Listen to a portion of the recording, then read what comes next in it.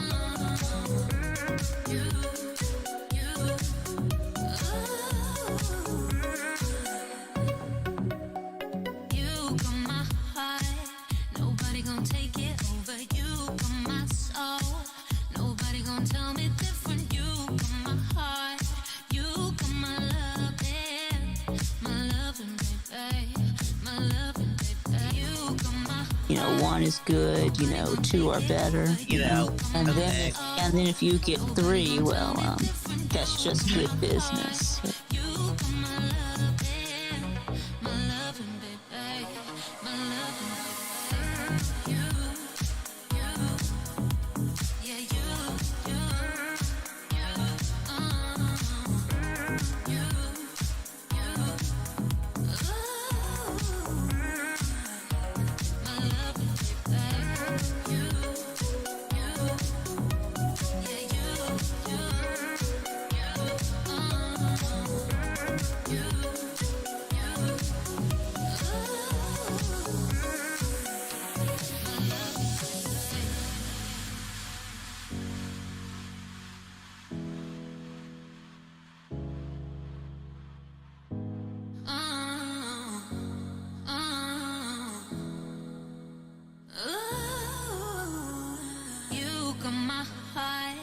Nobody gonna take it over. You got my soul.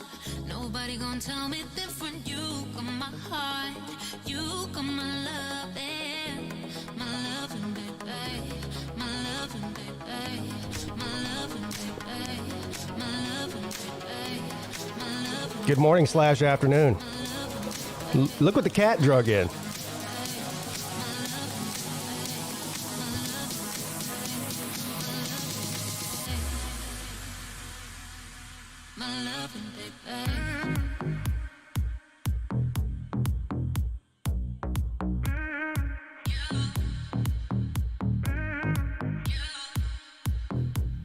We were speculating about you, dude. We were wondering either whether you were in the gulag, were you on a business trip, or were you just tired of Slim Shady Canes? My vote was that you were just tired of Slim Shady Canes. I'm not gonna lie.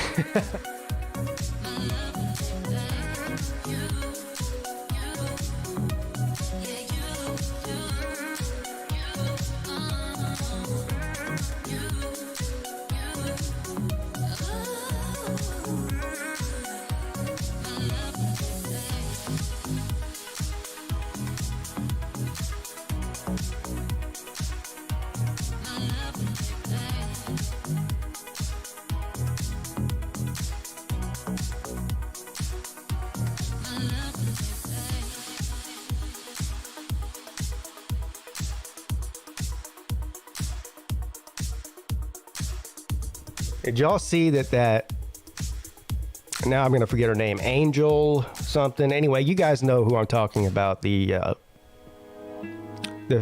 women's basketball player for LSU, the one that held up the ring thing and got, that whole thing.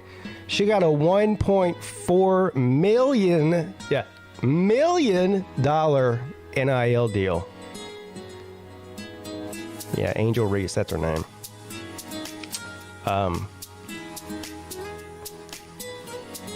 And she's going to appear in a Sports Illustrated swimsuit issue. Now, I don't have it on good authority. I don't know if they're going to do one of those body paint deals that we look at on the news segment every day. I have no idea.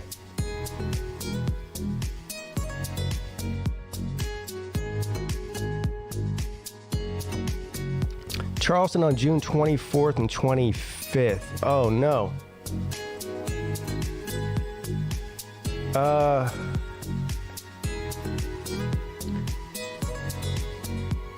don't know if we're going to Florida. Our summer vacation we're taking at the end of June, and we're going to Florida.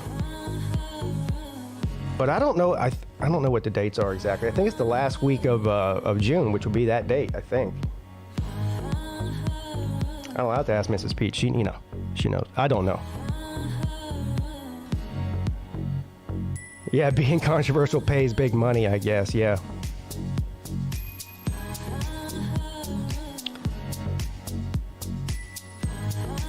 The gymnast is the one who's in the swimsuit.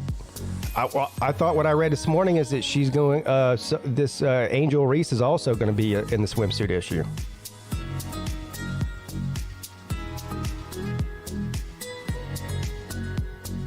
Unless I read it wrong. What's up, Scott?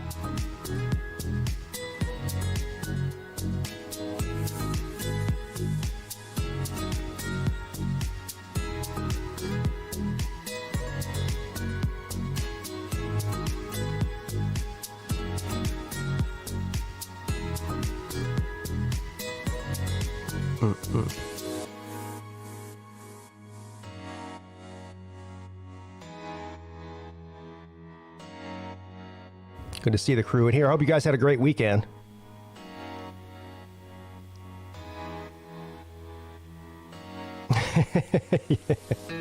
It's only a matter of time, Scott. Only a matter of time.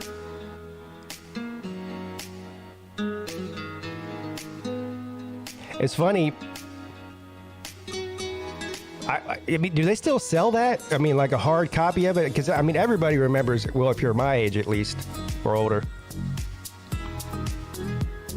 Everybody's dad had a subscription to the Sports Illustrated swimsuit issue. You know. But everything's online now. I don't even know. I mean, magazines are dying. They're all online now.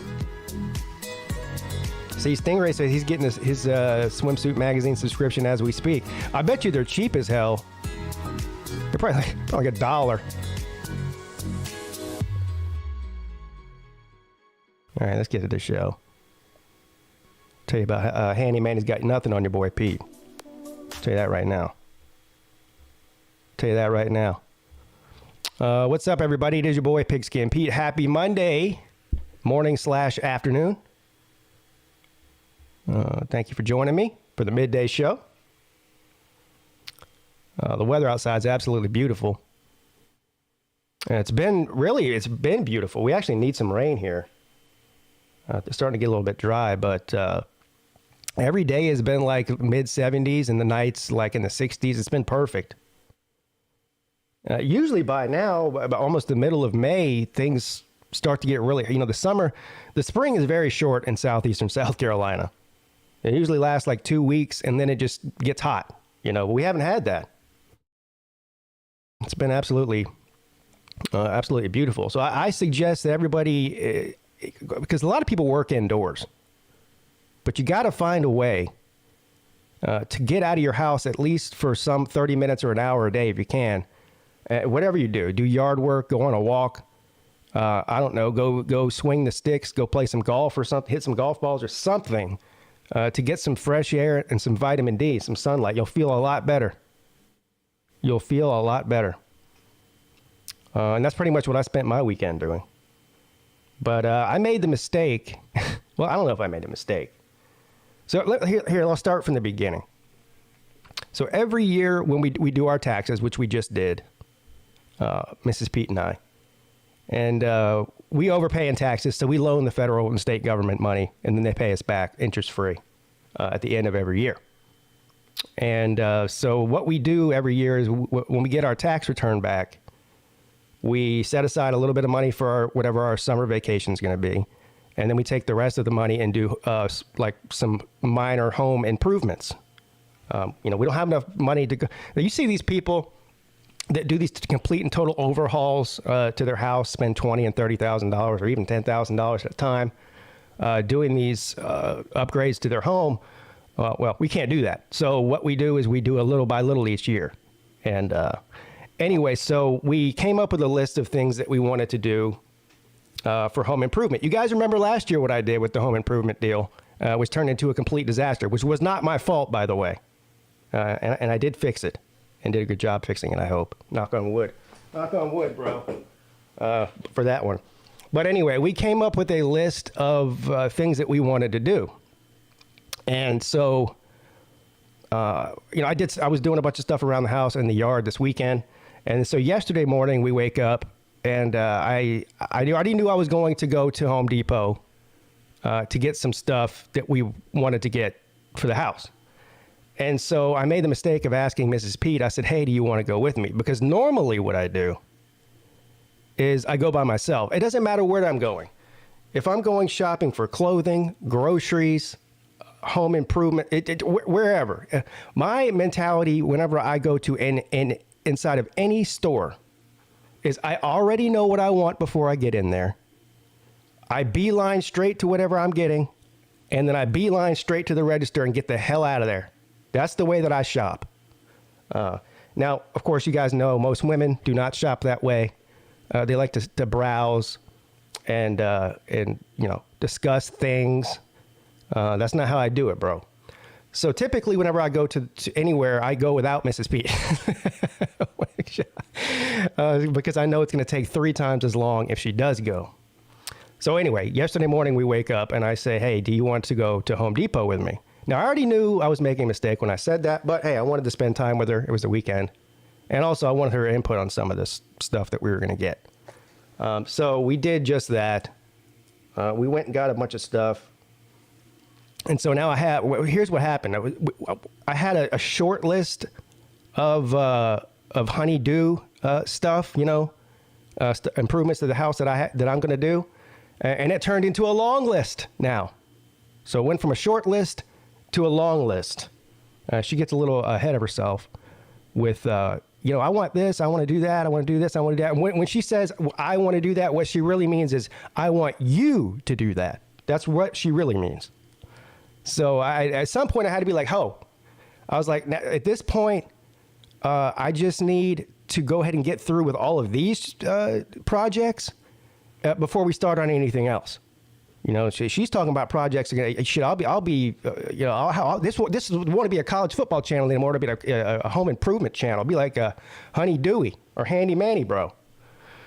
So anyway, I am excited about some of the stuff, but I got to get started on some of that this week to get it done. The first thing we're doing is, I don't want to say redoing because we're not really redoing it, is our back. We have the screened-in back porch, which is where I spend 90% of my time. I spend more time back there than I do in the house. Let's put it that way, because I like it back there. But anyway, we're going to spruce it up a little bit, and we got some stuff for it yesterday. I'm going to hang a fan out there. We're going to put some bamboo blinds up. We already got some cushions. We're going to paint the patio furniture that's already out there. Put some nice cushions on it. Put a nice outdoor rug down. String up some lights in there. It's going to look good when I'm done. I'm hoping to get the entire porch finished within the next couple of weeks. That's the idea. But I also have a bunch of other stuff to do in the house, hanging different light fixtures and fans and shit. And I know hanging fixtures and fans is not hard. I've done it before, but it's been probably 20 years since I installed a ceiling fan, that is. I remember it being really easy, but like I said, that was 20 years ago. And when I was 20, I thought everything was easy. But the older you get, the harder things that used to be easy get. So hopefully that doesn't turn into a disaster. But the good news is all of these, like the back porch and the other places in the house, all the rooms are already wired up for ceiling fans. So, I mean, some places aren't with new construction. Sometimes, you have to run wiring and put a new switch in there and all that. But all these have the wiring and the switches ready to go. So that's actually a good thing. But still, your boy might find a way to mess it up. Who knows? Pete McGuire says, I'm making you a nice Clemson rocking chair. Oh, well, that sounds amazing and fantastic. Yeah. So we'll get right to the show here. Looking forward. We got a bunch of stuff coming up here over the next few weeks and months. Starting next week with I don't even know, what are we calling this thing? The Slob Mountain Getaway? I don't know. Whatever it is, it's a bunch of us meeting up in Cherokee, North Carolina, at the casino for a couple days. So this time next week, I should be almost there. We're going Monday. And we're leaving around, we'll be close to getting there around this time next Monday. So I guess that's an early announcement. No midday show next Monday because I'll be driving. So that'll be fun. And then, of course, we got the Slob softball game coming up on July 22nd. Talked to Traveling Fools on the phone yesterday, going back and forth with him. We got an Airbnb for a bunch of us, and he sent me the link to it. It looks really nice, like a nice place. So that'll be fun. Of course, that's in Augusta. I think it's either in Statham or Augusta. Last year it was in Statham. But I know they're doing it at a different field this year. It might be in Augusta. I don't know. Here's what I do know. That the B&B that we're getting is in Augusta, not Statham. And it's about 15 minutes from wherever we're playing. It's also about 15 minutes from Roger's house. It's also about 15 minutes from the Waffle House. It's 15 minutes from everywhere. That's the easiest way to put it. All right, let's see who's in here. It's fine Monday morning / afternoon. Matt Dummett's here. Kevron Harris, Stingray, VicTube Productions. One is good, two are better, Yeah.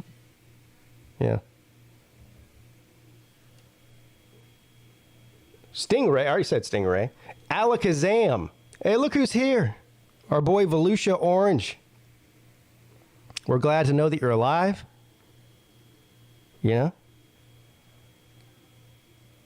I just thought you got tired of Raj. Not Raj. I was just talking about Raj. I just thought you got tired of Slim Shady, so you needed a break from him. You know what I mean?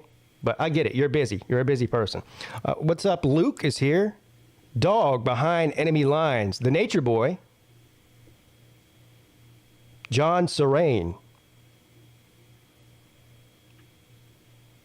Scott Kerr's in the house. Zona Tucson 93. Jeremy Garrettson. Slim Shady Canes.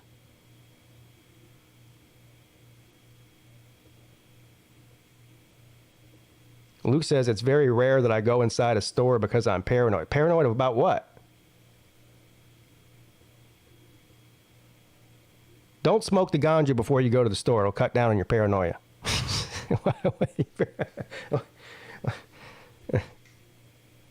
The only thing I'm paranoid about when I go into a store is spending money that I don't have and putting myself in a hole. That's about it, especially if you take a woman with you. Wet Blankets here. Pete Magaha.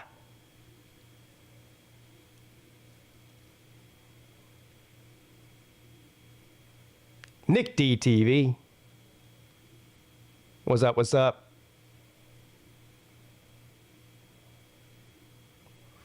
Oh, you're paranoid because of yeah. Well, no comment, because there is a way to at least give yourself a chance. You know what I mean, bro? That's all I'm going to say about that. All right, anyway, thanks everybody for being here. We'll go ahead and get this thing rolling. Give me a second here. I was ill-prepared this morning. Ill-prepared.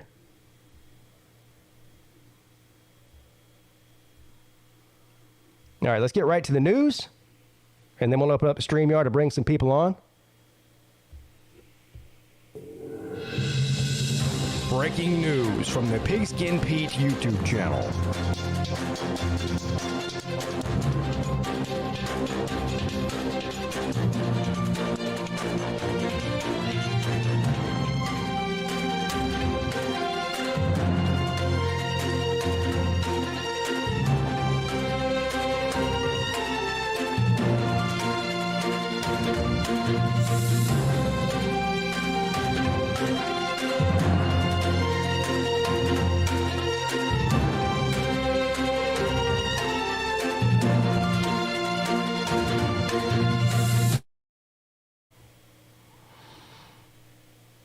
All right, guys, you saw I skipped right over that Texas story, and I did that for a reason. So.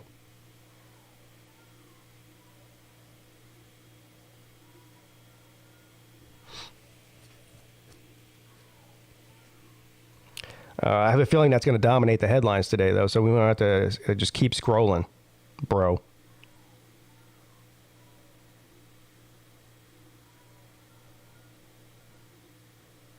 Happy Days star Scott Baio announces he's leaving California due to a homeless crisis and crime.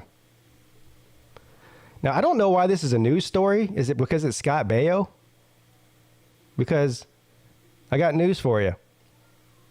There's hundreds of thousands, maybe even millions of people leaving California for all sorts of different reasons, including crime, homelessness, taxes, and all of the above. But for some reason, everyone's concerned about what Scott Baio is doing. I'm here to tell you, I could give two shits what Scott Baio is doing.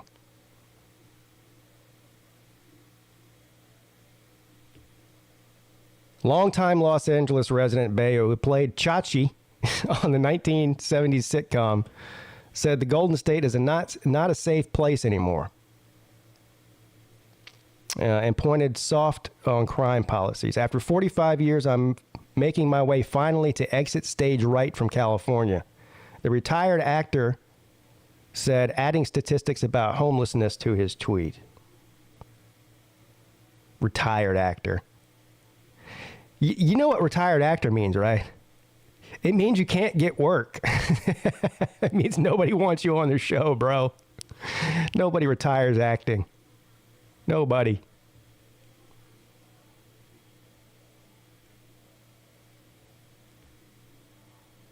I mean, right? I mean, most actors, they act all the way up until the day they die. I mean, they act all the way into their... Look at Clint Eastwood. How old is Clint Eastwood? This guy's like 93 years old. He's still acting. By the way, greatest actor of all time. That's right. I said it. Clint Eastwood is the man. The man. That might be one of the only celebrity deaths whenever he does die that will make me upset. You know. I mean, it should be. It's sad when anybody dies, but you know, you guys know what I mean. I mean, most times if when celebrities and stuff die, you know, you feel bad, but you don't. You know, it doesn't really bother you. I mean, you get over it quickly because you don't know them. I mean, they're basically a stranger to you. But when the day that Clint Eastwood dies, that'll be a sad day for your boy Pigskin Pete. Anyway. When a Twitter user implied that Baio would not be missed, the Charles in Charge actor shot back. Maybe not, but they'll certainly miss the high taxes that I pay. Yeah. If I remember correctly, I've actually heard Baio, you know, claim that he was blackballed from Hollywood, and that's the reason he couldn't get any work is because he's, you know, a conservative Republican or whatever. I don't know if any of that shit's true or not, but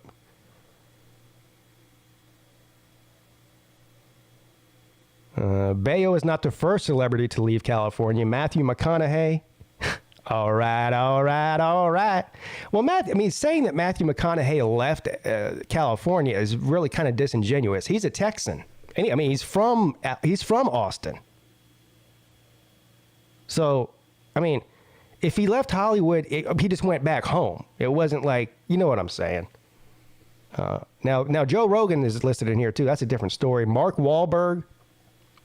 Yeah, a lot of celebrities have packed up and left, especially comedians, and some other actors too, but have left California. They're all flooding to Austin, Texas, Nashville, Tennessee, and various other places to a smaller degree. Colorado seems to be like a popular one. So, anyway.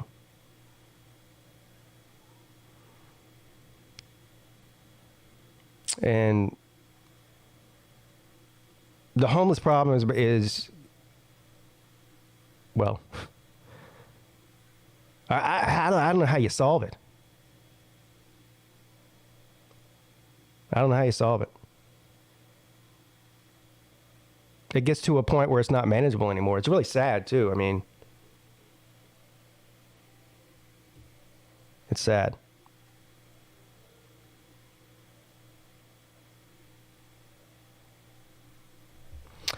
All right.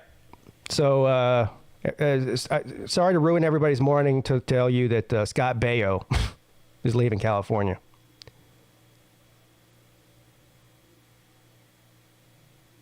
See? Told you, Luke. Right here. Sports Illustrated swimsuit introduces basketball star Angel Reese as their newest model.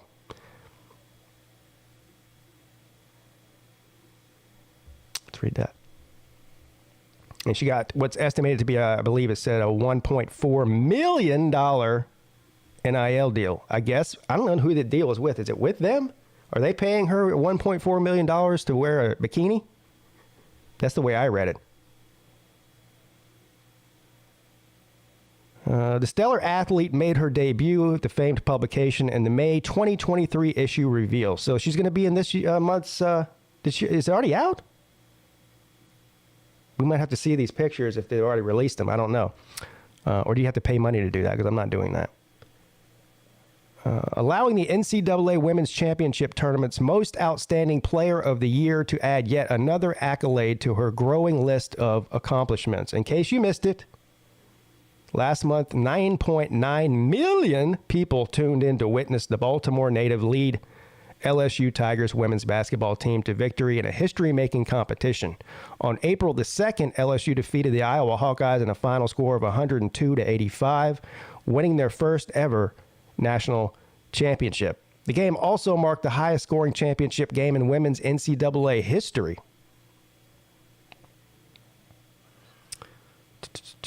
Yeah, so we all remember that whole deal. Now it looks like we got some pictures of her in a bikini right here. See? That must be the cover. For her first spot with the iconic brand, she posed for photographer Yu Tsai in Los Angeles and chatted about life lately. From the viral gesture during gameplay that caused controversy, that was the one where she did the finger, right? The ring on the finger.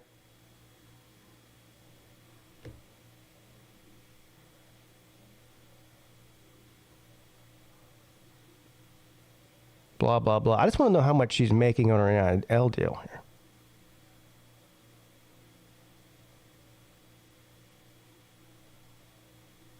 Here you go. All the way at the bottom of the article here.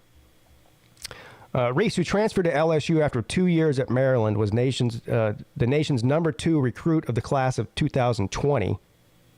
She made the most of the move. Reese is one of the top NIL earners at $1.3 million. So the other article I read on Twitter said 1.4. This article is saying 1.3. Whatever, 1 point something million. She has deals with Coach, which is the accessory company, handbags and whatnot. Amazon. Merch on demand. McDonald's. That's a weird one. Yeah, I don't think top athletes should be out there eating McDonald's. But whatever. What do I know? All right, so there you go. Congratulations to Angel Reese for copping that bag, bro.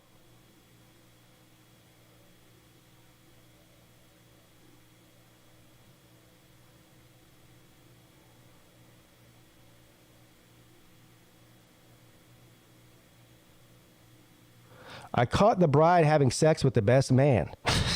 Wedding industry workers share the couples they knew were doomed from the beginning. Now, this is just garbage news here.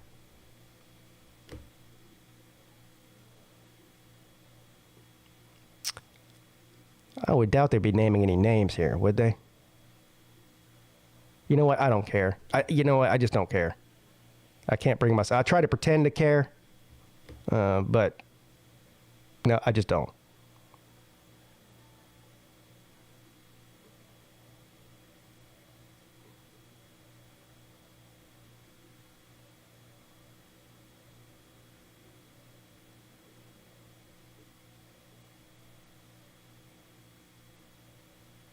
A motorcycle.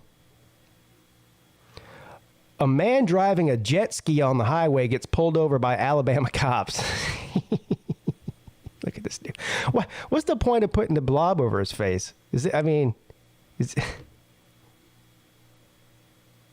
Why would they put a mark over his face? That's bothering me. Anyway, a man driving a jet ski like a motorcycle was pulled over on an Alabama highway, and the police were surprised to discover the contraption was actually legal.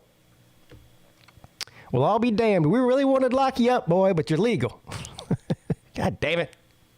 I have to go find somebody else to fuck with. It happened to Daphne along Mobile Bay, and a photo shows the bright yellow vehicle was a Sea-Doo XP circa 1995.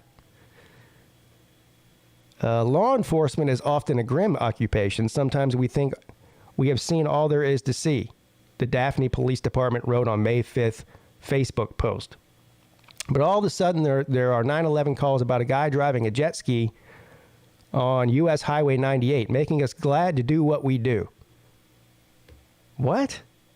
You see what I'm saying here? This is their official statement, okay? The first thing you do is want to let you know how hard their job is, right? Because they can never go 2 seconds without letting you know how hard it is to be a police officer. Pat themselves on the back for that, even though they chose the career. Nobody forced them to do it. And then what they do is they say,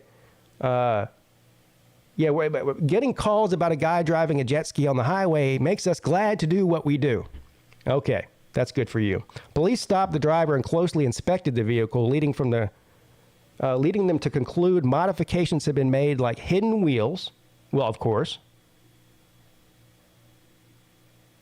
This thing was tagged and street legal, and he was from out of state.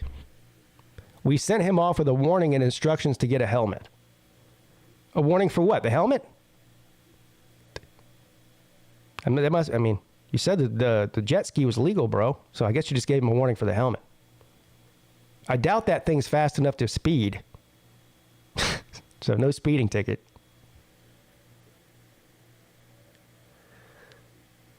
Of course, this was in Florida. Florida man stuff there. But they said he was from out of state. So I don't know. He might have... no, he's from Florida, rather. So he is a Florida man. And he drove into Alabama, which is where they pulled him over. Obviously, he's from out of state. If this was an Alabama resident, he would be towing a cooler behind it. Casket! A cooler full of Busch Light. Yeah.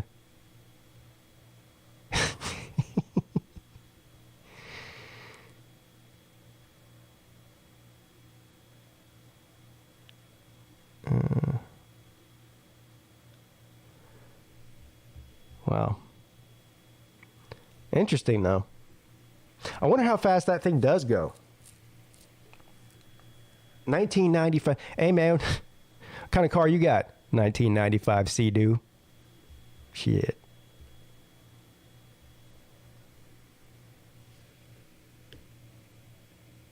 Cooler full of Keystone. I know one thing that cooler won't be full of is Bud Light, right?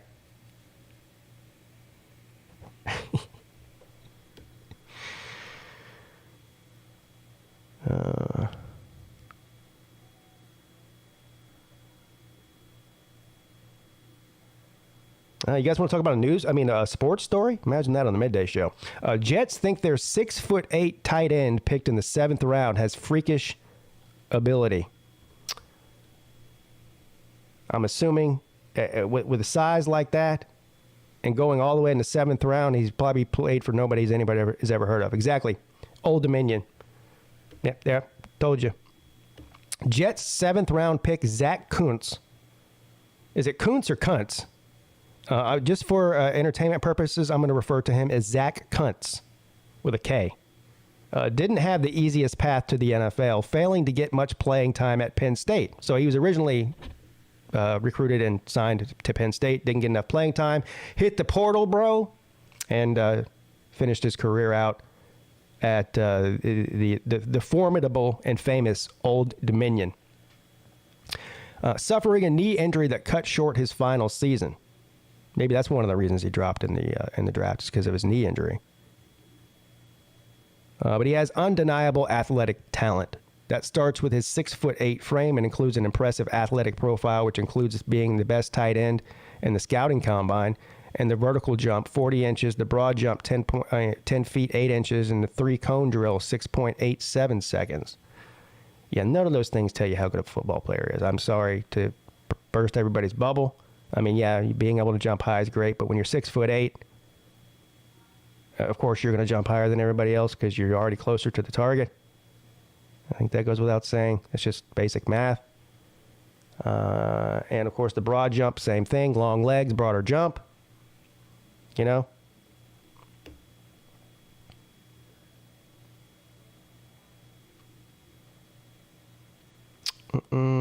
He tested through the roof. So we're sitting here at the top of the 7th round and just going through some of the guys who just had that freak factor. And to him, he was right there at the top. The size, the speed, the length, the jump. Just everything. And another guy who made the best, or may have been drafted a little sooner if it weren't for the injury this year. Yeah, that's what I was saying. The injury had to do something, probably had something to do with him falling to the 7th round. Yeah. There you go. Zach Kuntz. With a K and a Z.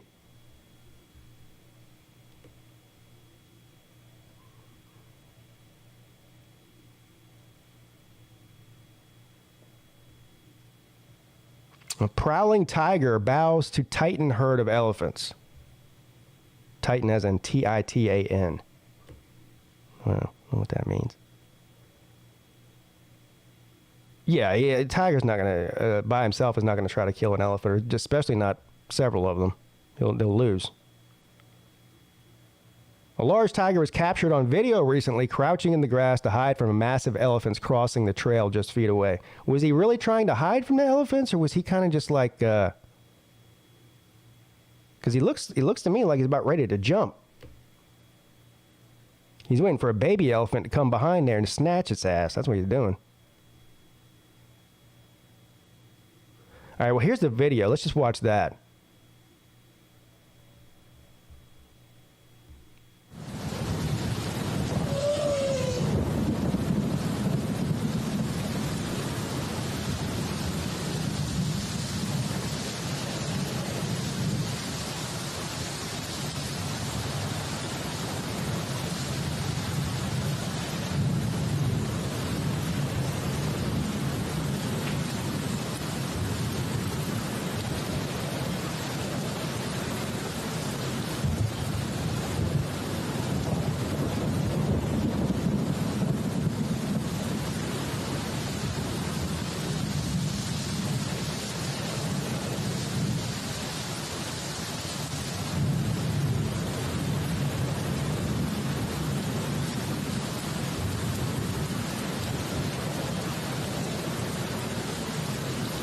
I like how he just, after they get done, he just stands back up and resumes what he's doing.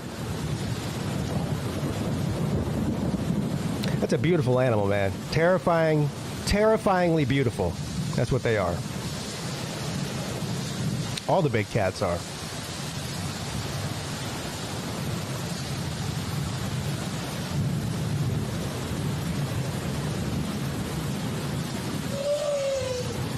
Out of all the big... Oh, here we look at him. Oh, shit. I thought it was over, but he just ran away from that last one. Let's watch that again real quick. The video's almost over here. Well, watch him haul ass when he realizes there's one elephant left, and this one here is moving, son. Look at this. Look at him. He sees it right there. He's like, uh-oh. Uh-oh. Yeah, I'm getting the hell out, Jack.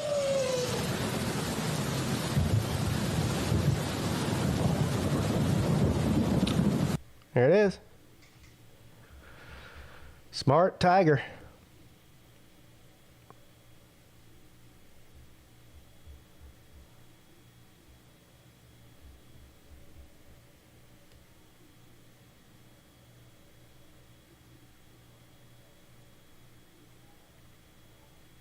What did they find? Hundreds of artifacts unearthed in a Spring Mill State Park. Now, if I click on this and they didn't find shit, because last time that some headline like that, I clicked on it and they didn't tell you anything. It was the worst article I'd ever read in my life. So let's see if they actually did find something worth talking about here. From shards of rock shaped by barely indigenous people to pieces of plastic from just decades ago, 486 artifacts. How is a piece of plastic an artifact? They're including that?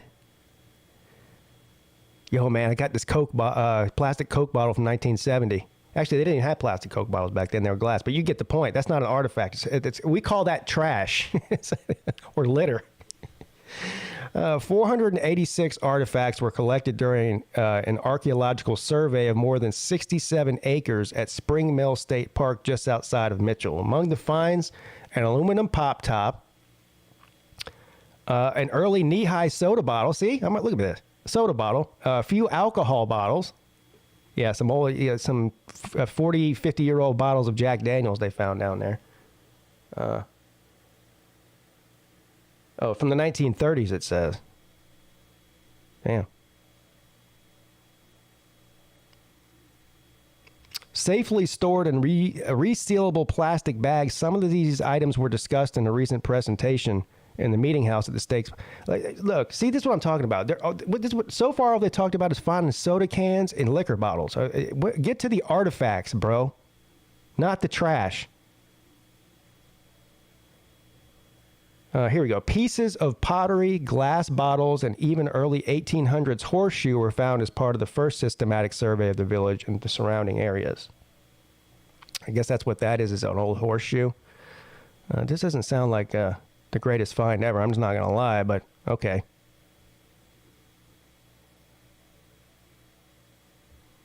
They used ground-penetrating radar, blah, blah, blah. These are like those two idiots on Oak Island. Digging out there and all they're finding is plastic bottles and horseshoes.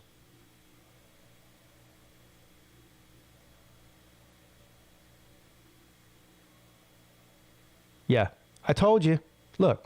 All right, so okay, so I guess it would be kind of cool to find a old liquor bottle which is what this looks like, from the 1930s, but all right. So they didn't find shit. Just like on the Spaceballs. Hey, what'd y'all find? Man, we ain't found shit.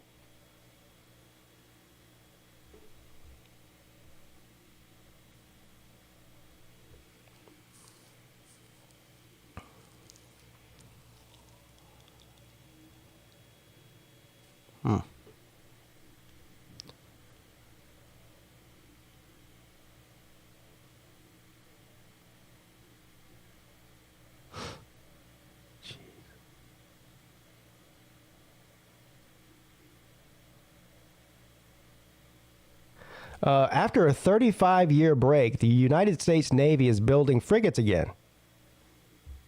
Why? Because the old ones are getting too expensive to keep up, I guess? Time to build some new ones?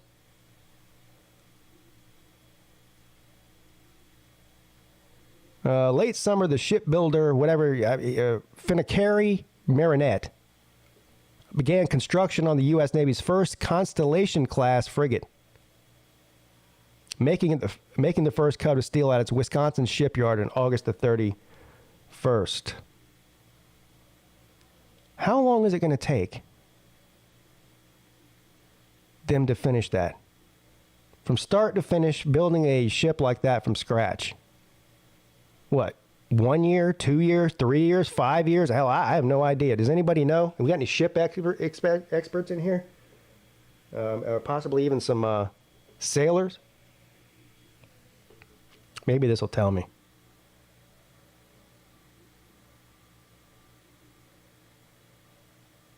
To realize its ambitions for the Constellation class, the Navy is applying hard lessons it has learned from the recent high-profile warship programs that have cost too much, taken too long, and done too little.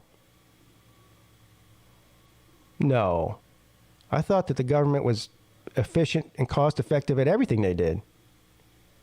That's got to be fake news. During the age of sail, frigates made up the bulk of most navies. They were generally built for speed and maneuverability and carried lighter armament. As an armored, steam-powered warships arrived in larger numbers in the 19th century, frigates became a thing of the past. It wasn't until World War II that the classification was applied again to small seagoing ships that were larger than corvettes but smaller than destroyers. Ha ha ha ha ha. That's very funny. You see what he did there? Larger than a corvette but smaller than a destroyer. What a knee slapper. Give this guy a raise. During that war, frigates were largely tasked with escort missions, mostly in the anti-submarine role. With the invention of guided missiles during the Cold War, their missions expanded to include anti-air and some anti-surface operations. Though not intended to operate alone against enemy capital ships, frigates are now primarily used to support destroyer squadrons and carrier battle groups by performing escort, anti-submarine, anti-air, and limited anti-surface missions.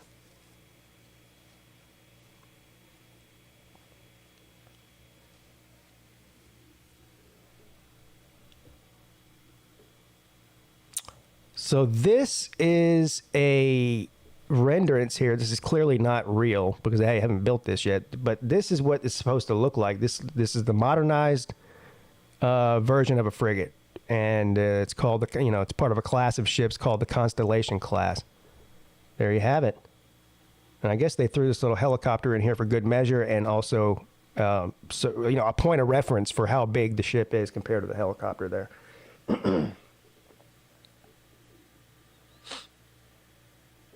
My dad was on a destroyer for a long time. Well, during the war, during the Vietnam War.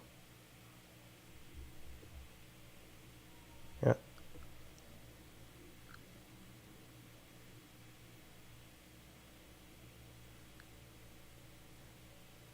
Let's see here. The modifications give the Constellation class frigates a length of 496 feet, a full displacement of 7,291 tons, and a crew of 200.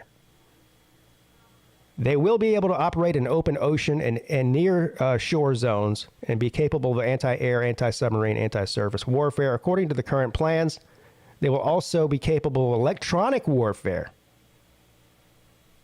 What is that? Is that like the electronic battleship game? You sunk my battleship, bro. Electronic warfare operations. Does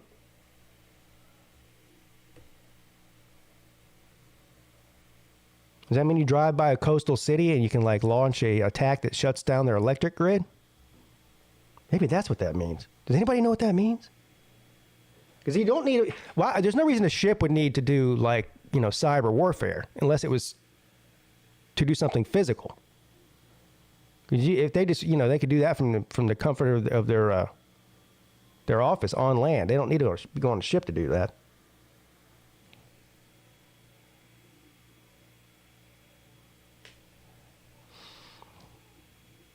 Bulldog JC. Well, I think Florida State's actually favored in the odds to win the ACC this season. But I think it's close, and it might even change before the season starts. It also probably depends on where you look. Anyway, so there you guys go. There is this. Well, here is the new naval ship that they've taken a hiatus for 50 years on building. They're going to start building more of them. I hope they work because they're using our money to do it. So.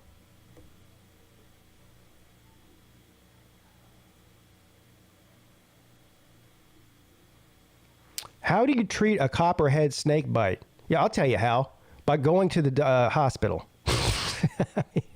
They want people out here playing doctor and shit. I don't know. Copper, I've seen it. There's so many of those around here. I've seen so many of those in my life. the chances that a copperhead kills you is like slim to none. I mean, it'd be a very rare circumstance where a copperhead killed a person because they would already have to have like a weak heart or something, some other underlying condition that just the snake bite exacerbates. Now, it wouldn't feel good and it would be extremely uncomfortable. And you may want to go to the hospital just in case. But people getting bit by copperheads happens every day. It's probably happening right now somewhere around here. And as far as I know, nobody really dies from it. Copperhead snake bites are the most common venomous bite in our area. In fact, North Carolina leads the nation as a state with the most snake bites. Now, that is surprising to me. I don't know why it is. But for some reason, I would have thought it would have been Florida. You know what I'm saying? Although anywhere in the well, there's snakes in all 50 states. So, but I think the majority of the highest volume of different species of venomous snakes has to reside in the southeast, right? Because of the weather conditions. We've got everything here. I mean, we've got everything. But anyway, North Carolina leads the nation in the state with the most snake bites. Internationally recognized snake bite experts and medical physicians work at triage hospitals treating about 4 venomous bites per week in the warm weather months. So there you go.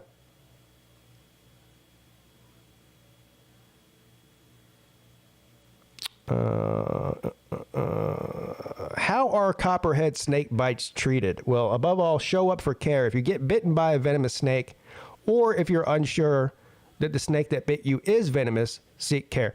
Well, here's one way that you can tell if the snake that bit you is venomous. Because I had been bit by a snake before. I told the story on the air a couple times. Mrs. Peete told it too.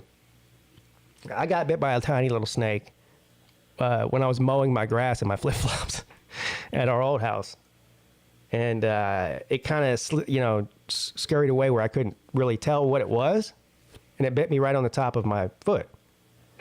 And so I go inside and I show Mrs. Peete the snake bite. I'm like, I just got bit by a little snake. I knew she was going to freak out, which she did. And so she wanted to get in the car and go to the emergency room like ASAP, right? And I was like, I don't think it was venomous. And she goes, well, you couldn't even tell what kind of snake it was. How do you know if it was venomous or not? I said, well, let's wait about 5 minutes and I'll know. You'll know. Because it'll become extremely painful and uncomfortable if they are venomous. Probably it won't even take 5 minutes.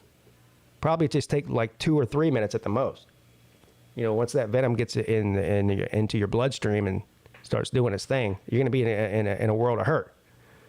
So anyway, I said no. I said let's wait 5 or 10 minutes, and I'll let you know.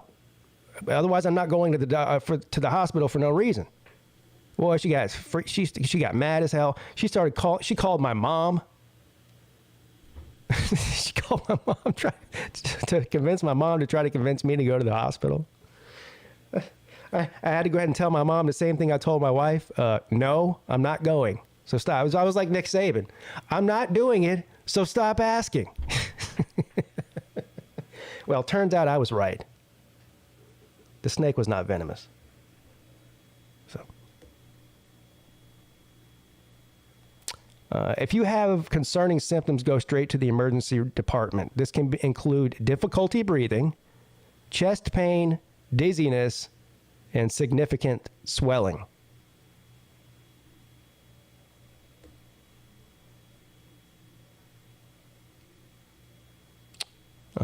This doesn't tell us how to treat it. I was always of the assumption that that's why they tell you whenever you're bit by a snake to try to either get a picture of it or get a good, accurate mental description of what it looks like, so that when you go to the hospital, if it is venomous, they can use the right antivenom for it. Like the antivenom for a copperhead is not going to be the same antivenom for a rattlesnake or a cottonmouth or whatever. So they need to identify exactly what species of snake it is.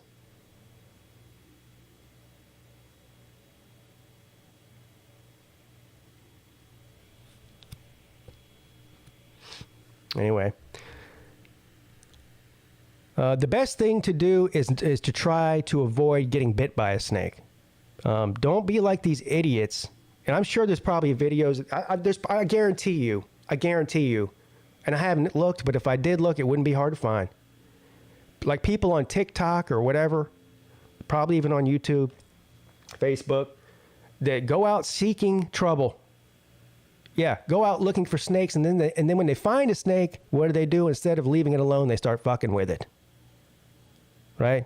That's how you really get bit. Now, you could get bit. It might not be your fault. Sometimes you're walking through tall grass or whatever, or weeds, and the snake's there. You don't know until you step on it, and it gets mad and bites you. But most of the time, if you the snake probably sees you before you see it, or maybe not. But if the snake sees you, it's either going to stay exactly where it's at and expect you to leave it alone, or it's going to go the other way. You know? So my advice is, if you see a snake, don't fuck with it. Yeah. Don't fuck with it. It's very, very simple. But idiots are born every day, so.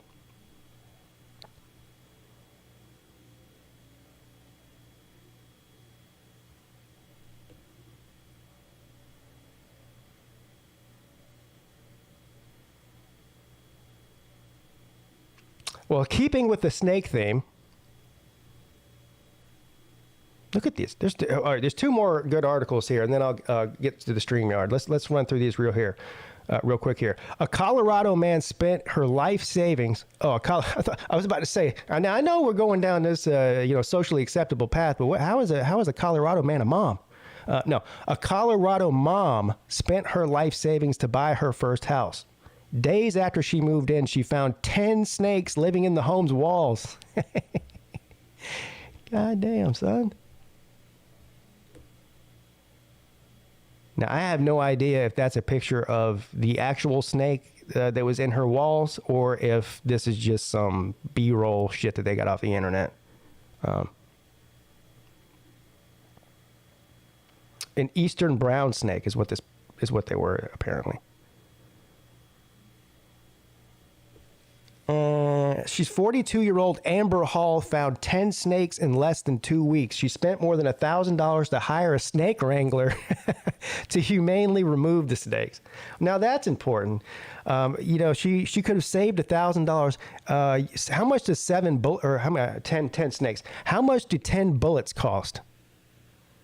You can get 10, 22 bullets for probably, I don't know, 10 cents a round. So $1. She could have solved this problem with $1. Hell, you don't even have to buy ammo. How much does a machete cost? $20? A cheap machete from Home Depot, bro? Or Ace Hardware?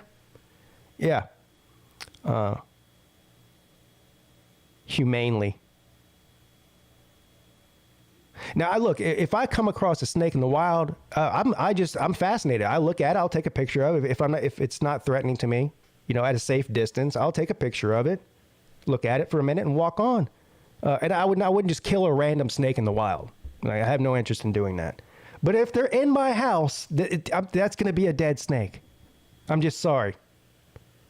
If there's a snake inside my home, bye-bye snake.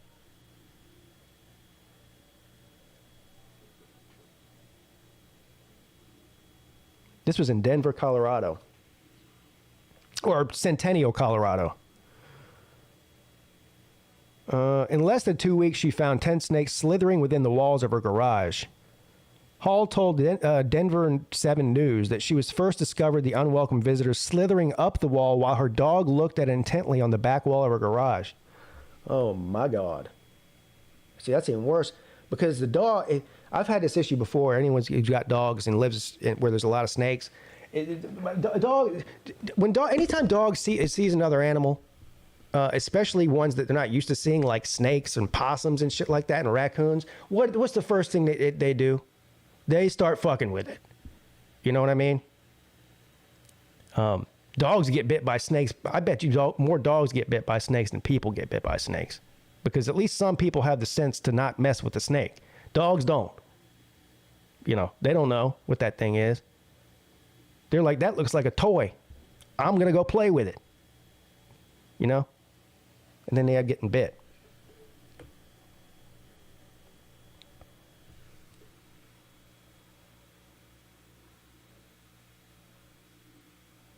Mothballs. Yeah, mothballs work, but they make... you ever walk into somebody's house that has a bunch of mothballs in there? Holy shit, it stinks. I cannot have mothballs up in my house, dude. It is a terrible smell. It is disgusting.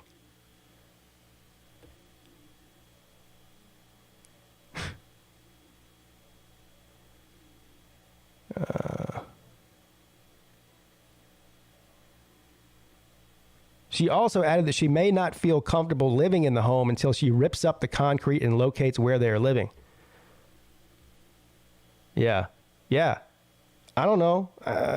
10 sounds like a lot, but I don't know, like, maybe there's 100 of them in there. You know, you just don't know. You just don't know. Her house might be ground zero for breeding snakes. There could be hundreds in there. Boy, I bet she doesn't sleep well at night. You know what I'm saying? Yeah. Anyway, this will be the last article here. A coyote comes face to face with a cat inside home. Inside the home? Hold on now. First snakes on a plane. Now coyotes in the living room? A video posted online shows a coyote roaming through a California home before it encounters a startled cat near a dining room table. A coyote came into our house through the doggy door in the middle of the night. Oh. Oh. Can you imagine you wake up in the middle of the night to go take a leak and you walk through and down the hallway, turn on the light, and there's a fucking coyote standing there? Holy shit.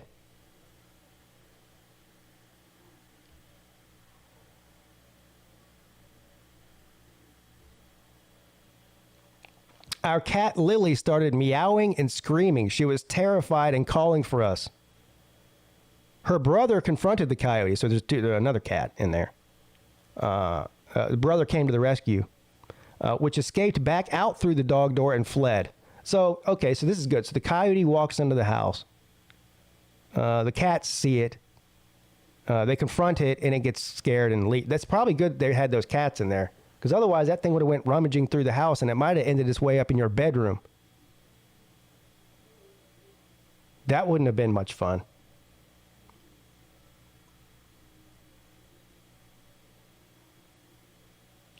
She also is now advising people on TikTok. This is very important. In case you didn't know, if you live in an area infested with coyotes or any other type of shit that can bite you and kill you, it's probably better to not leave the doggy door open in the middle of the night. So she's letting everybody know that now, in case you didn't already know that.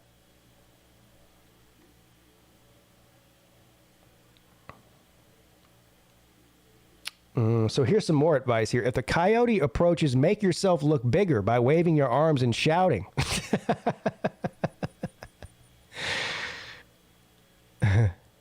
If you listen, if you or your pet are hurt by a coyote, call 911. No shit. I'm so glad I read this article, because if I was injured by a coyote, I wouldn't know what to do. But now I know I should just call 911. This is life-saving information here. The forecast for today is partly stupid with 100% chance of dumbass. All right. That's going to do it for the news today. Some very uplifting stories there. Let's get to the StreamYard and bring on the man of the hour, the man that we have all been wondering where he was, our man Volusia Orange, and also his best friend, Slim Shady Canes. What's up, guys? What's up, gentlemen? Can you hear me okay? Huh? Can you hear me okay? Yeah, you sound fine. Great. What's up, y'all? So they have good Wi-Fi in that gulag or what? Yeah. It's tip top, dude. It's up in the corner behind the bars. Oh man, it's all good. It's been tripping around and just busy with all different shit. What have y'all been up to? Living the dream, brother. So you said you're going to be in Charleston when? Would you say June what? June. So what we're doing is my wedding is in New Hampshire on June 17th because that's where my grandma lives. And then my in-laws, they've never left China before, but they got their U.S. visas. And so we're doing a road trip from New Hampshire all the way down to Florida. We're going to do like a 6-day slow drive and stop at the cities and the tourist spots and things. And we're going to do Charleston, I think, the 24th and the 25th of June. All right, Mrs. Peete, if you're listening, sometimes she listens to the show, sometimes she doesn't. Yeah. If you're listening, can you type in the chat the dates that we're going on vacation? Because we actually changed it. We were going to go in July, but Right. now I think we're going. No, I can't remember. Now I think we're going in. I think we moved it because of the softball game. We moved it from July to June. We moved it back a month. I don't remember exactly the dates. Oh, well, let me know if you're in town. Let's have some dinner and a beer or something like that. Absolutely. If not, no worries. I'm continuing down to Florida. I'm going down to Daytona. I'll be in Daytona for about 3 or 4 days before we fly back over here. But in any case, if we have a chance, if we cross paths. Yeah, definitely. Now, when we leave here in June, whenever we do, well, we're going to Florida. Right. Yeah. We're going to a couple of different places. We got really lucky. My wife's mother has a timeshare and that she didn't use or not using or whatever. And so she got us like a free 5 nights. I forget where it's even at. It's southern Florida on the coast. I know that. Anyway, I'll figure that out. And then after we stay, so we have a free place to stay for 5 days, which is great at this resort.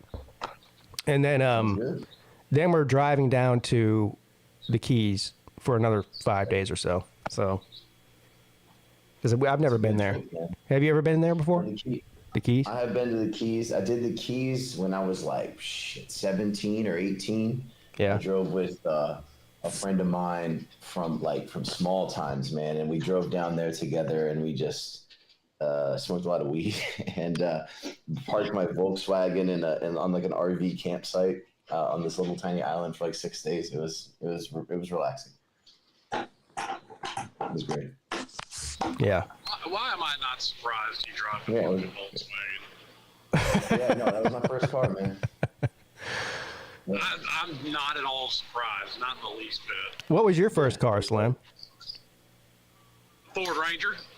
There you go. About 6 months before I melted the gears and the transmission together. Right. My first car was a 1985 Honda Prelude that had about 220,000 miles on when I bought it. I think my dad bought it for me for $800 or something. Yeah, I drove that thing till the wheel. I drove that thing like it was a Ferrari, son, and I drove it till the wheels fell off too. So Pete, the story of the Volkswagen is that when I finished high school, I was in Florida, right? And I got the scholarship. So I got a full scholarship to UF and FSU. And then I didn't know that. I got a partial scholarship to Clemson. And my dad told me that he was doing okay with his business at that time. He told me that if I went to UF or FSU for free, he would buy me a new BMW. But if I went to Clemson, he would buy me a used Volkswagen. And so I said, fuck that. I'll take the Volkswagen. I'm going to Clemson. Wow, that's a crazy story. So you passed up a full scholarship from Miami and Florida State to go to Clemson. Not Miami. Miami's private school, UF and FSU. Oh, sorry, yeah, okay, I'm sorry, yeah, right. Florida and Florida State. All right, that's interesting because you are a Florida man. I am. Yeah. So seriously, what was the reason behind that? I mean, you just didn't like those. Clemson, man. You just wanted to go to Clemson. That's it. Clemson. Yeah. Why? Because I've been a Clemson fan since I was a little kid, man, and I just, I just wanted to go there, man. I'd been there before. I love the place. Right. And to me, I mean, I was 17. I didn't give a shit about money or, okay, I drive a BMW or a Volkswagen. I don't give a fuck. I wanted to go to Clemson, so I did.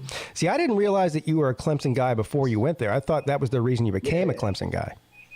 No, I was a Clemson fan since I was about maybe 8 Okay. or 9. Well, that explains it then.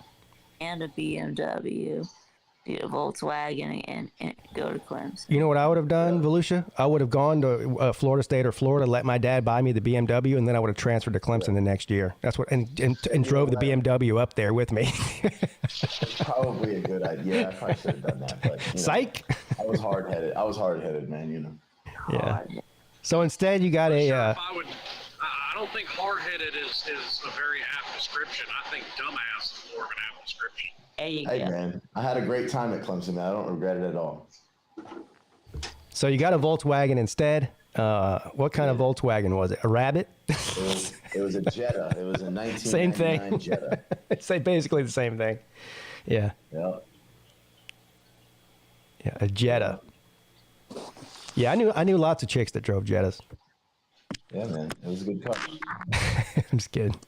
What color was it? Now that you make that statement, it's making a little more sense all of a sudden. There you No, go. it drove me all around the East Coast, man. It was a good car. It never fucked up on me, and when it did, I fixed it up. It was fine, easy to fix, no worries. It was good. I enjoyed it. Yeah. So you Yeah, said, Jettas are a good car. That's why Volkswagen had to settle a multi-million-dollar lawsuit. so it Well, never, Hey, so it never, yeah, that's neither here nor there. It worked for me. Slim. so it never, Everybody knows the Nazis were great engineers. They made great cars, including the Jetta. They did. Go ahead, Vic.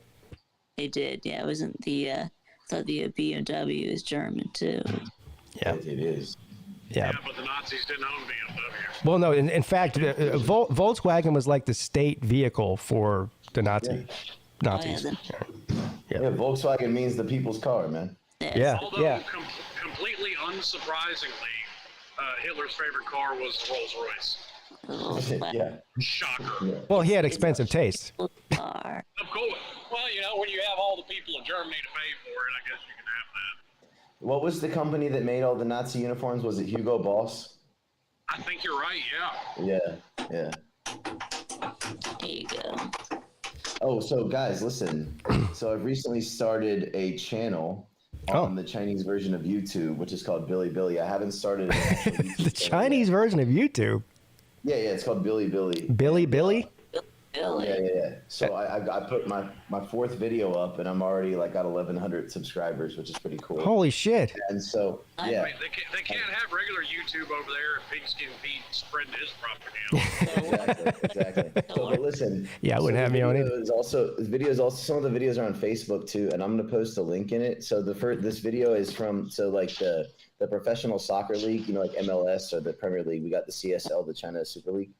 And I've been a big fan of the Shanghai team for a number of years, like season tickets and all this stuff. It's fun.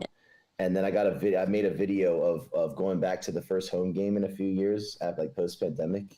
I'll post it in the thing. It's pretty cool. If we can show, it's only 2 minutes. Yeah. We can show a little bit of what it's like to go to a soccer game in China. But all right, so this is on Facebook then. So I don't have to go on Billy Billy. I don't want them stealing my information. Okay.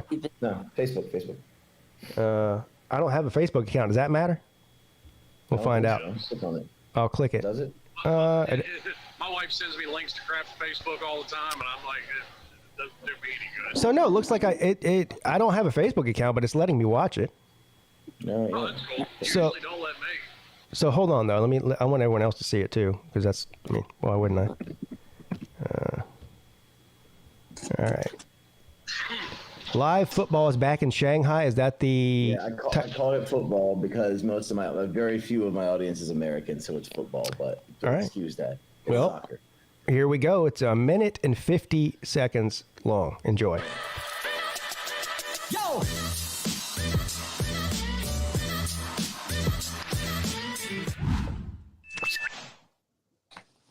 What's up, y'all? Alex here again. Today is match day, and live football is back here in Shanghai. My favorite team, Shanghai Shenhua FC. We've moved from the old Diggs Home Coat Stadium down to Shanghai Stadium, or Wanti. Seeing my friends and all the other fans. and just having a good time. I'm really excited. Come join me as we make our way down the stadium. Looks like some Shandong fans made the trip too. That's okay, I do respect it because I too like to make road trips and go to away stadiums as well. So we gotta have good sportsmanship and all that, right? We have waited too long. Here we are. Getting in, finding our seat. Hi. Tomas Badrin. Hey. All right, let's find our spot.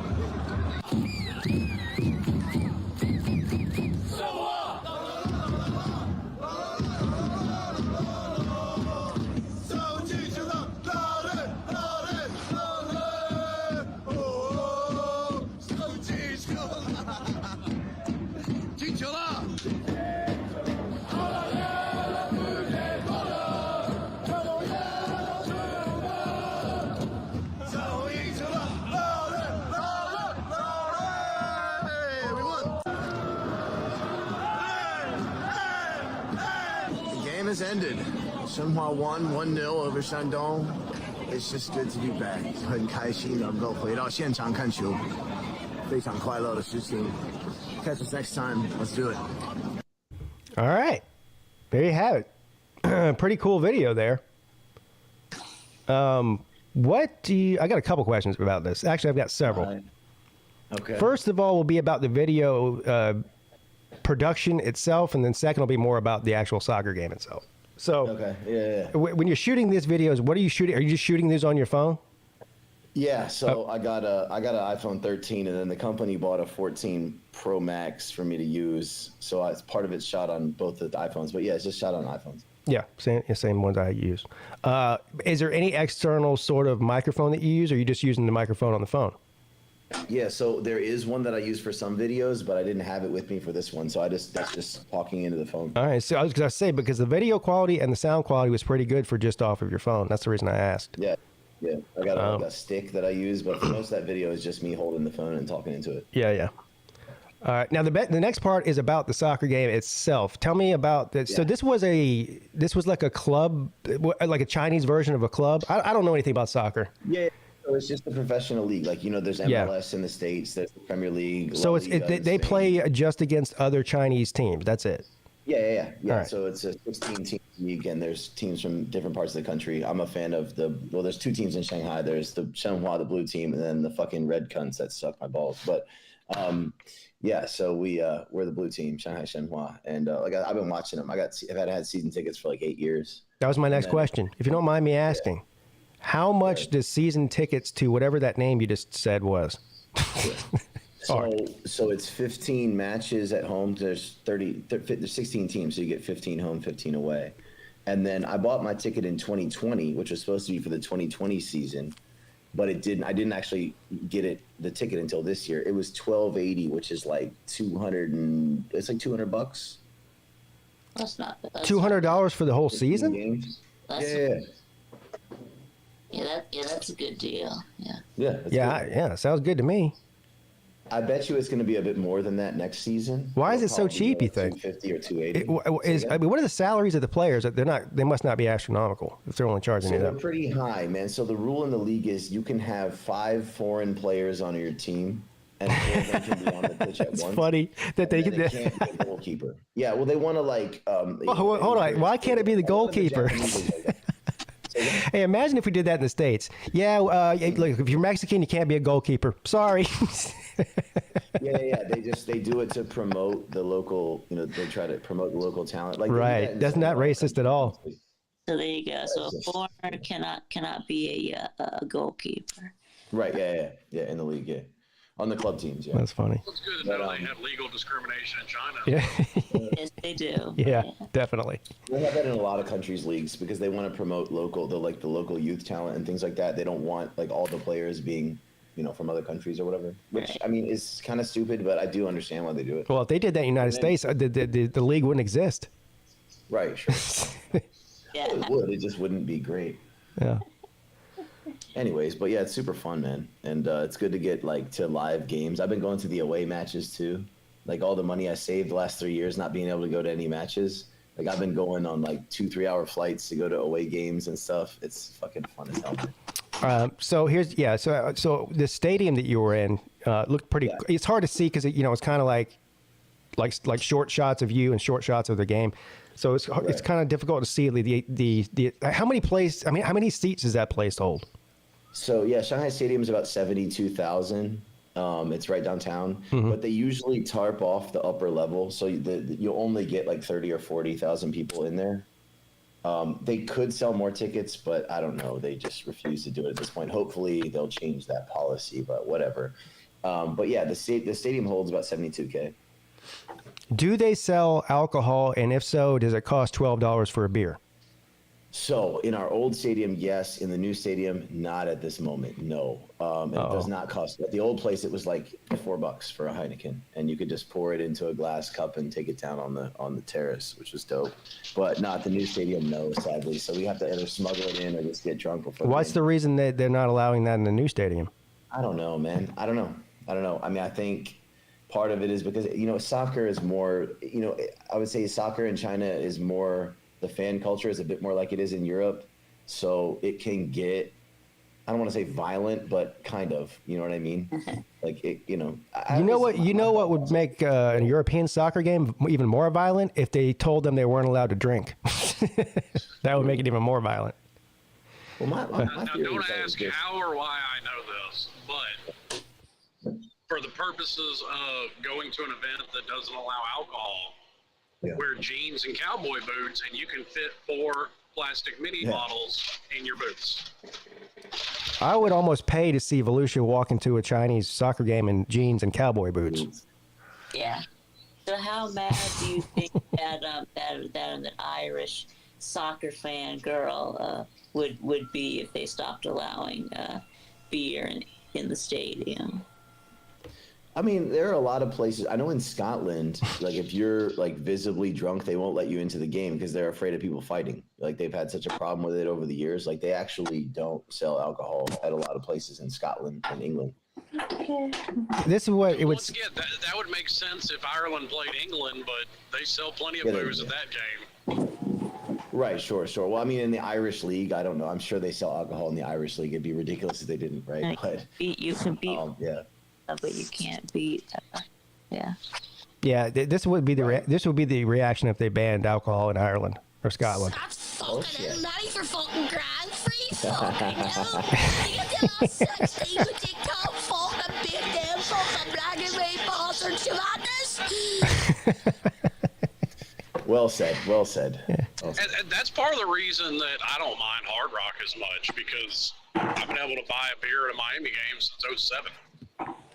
Yeah, that's true. It is weird because I don't even think, because it's you've never been able to drink inside Clemson Stadium ever, right? So I don't it doesn't bother me going in there and not being able to buy a beer. I just don't care. But if I were to go to a Carolina Panthers game and they told me, well, we're not selling beer anymore, I would be like, well, I would be pissed about it. Why? Why is that? I don't know. I guess it's a mental thing. Yeah. I guess it isn't. Maybe I heard this wrong. Aren't there plans in the works for Clemson to start selling beer at the games? Not as far as I know. I know the board of trustees voted on it. It was either last year or the year before, and it was a unanimous vote. No, nobody voted yes. Well, I think that Georgia had a thing where they were going to start selling beer and wine, but they were only going to sell it to elite level boosters. So. Yeah, that's weird too. Like if you give us a bunch of money that will allow you to drink and pay even more money for overpay for alcohol when you come here, that's a weird move. Yeah. Also, wine. Who the fuck drinks wine at a football game? Well, the type of people that are given $20,000 and $30,000 a year to the university, that's the type of people who drinks wine at football games. Fucking martinis up in the club level. Yeah, exactly. In the air and shit. Fuck you. I you know what?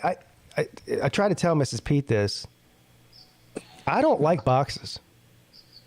I don't like luxury boxes at sporting events. Is that weird? Well, it's probably no. It sucks. I know exactly. Like I've never been in one. Now she got her work has like season tickets to all these different stuff around Charleston, and anytime there's like a big sporting event, they buy tickets and they'll give them to like raffle them off or whatever they do to certain people in the company. So you might get some nice tickets to a sporting event if it comes here. But they always get a box. And so a couple times she's got the tickets. And she's like, "Oh, you want to go to the game? It's we're gonna have this luxury box. It's catered and all this." I'm like, I don't. That doesn't really sound fun to me. Like Dude, being locked in a room with you and a bunch of your coworkers and talking about. I want to be down to having the fan experience, not watching it from a box. If you're not either the owner of the team or 85 years old, you shouldn't be in a damn luxury box. Yeah, like, have fun. Man. It's just a different. It's not a real game experience if you're in a box. Yeah, but let's be honest. If people like, Pat Mahomes' wife wasn't in a box, she'd have got throat punched a long time ago. Yeah, fair enough. Okay. Yeah, or somebody like that, right? Okay. You gotta keep them in the box, yeah. I mean, because didn't she, dump a beer on somebody's head, out the window of that box? It's like, what a cunt. Yeah, that's a bit much.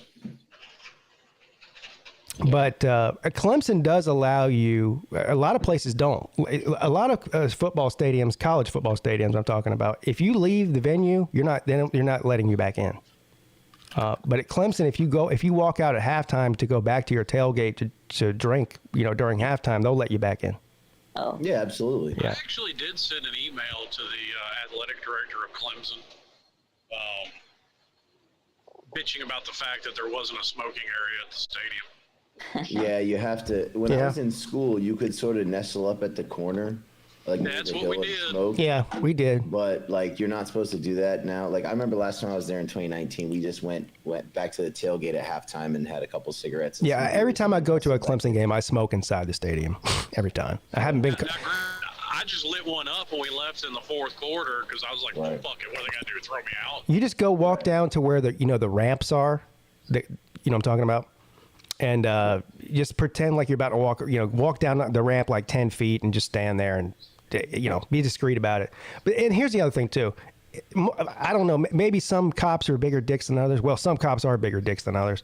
But if they do see you smoking or somebody that works there sees you smoking, most likely they're just going to be like, hey, you can't smoke, put it out. And they're not going to really do anything about it, Right. Well, Slim, at the soccer games in China, all you gotta do is go up to the stairs at the entrance to the place where you come down in the stadium, and you'll have 200 people smoking at halftime. So they don't give a shit. Yeah, well, I went to Nashville for a Titans game, 2019, I think it was, and they have an area, because they've got the big ramps that you walk up, like most places. They have an area out there where they've just built a circular bubble onto it for everybody to go smoke. How hard is that? I feel like most stadiums in the South do have that. Yeah, I don't know. I agree with you. I mean, I'm a smoker too. I agree with you, man. I know. Yeah, I mean, the old Georgia Dome had a smoking area. Remember I told that story where they wouldn't let me back in and I almost got arrested. But yeah, see, I can understand it if it's a dome because you're not outside and people's feelings and shit. Yeah, but they have. I mean, they had a terrace that you walk out of the dome, and it's I don't know. That's right. Yeah, you didn't get your hand stamped. Yeah, I didn't get my hand stamped. Actually, exit the stadium. Yeah, I remember this. I've been to a bunch of games there. You didn't have. Yeah, it's like a balcony almost. Go into a place with a balcony of sorts, right? And it's a smoking area. But I don't think that's very hard for every place to have. I really don't. No, I agree with you. Because people are going to smoke anyway. Like us, we smoked anyway, even though we weren't allowed to. Yeah. So, may as well have a little area where you can go. I agree with you. But the chances of them doing that are slim to none. They're not going to do it. Right.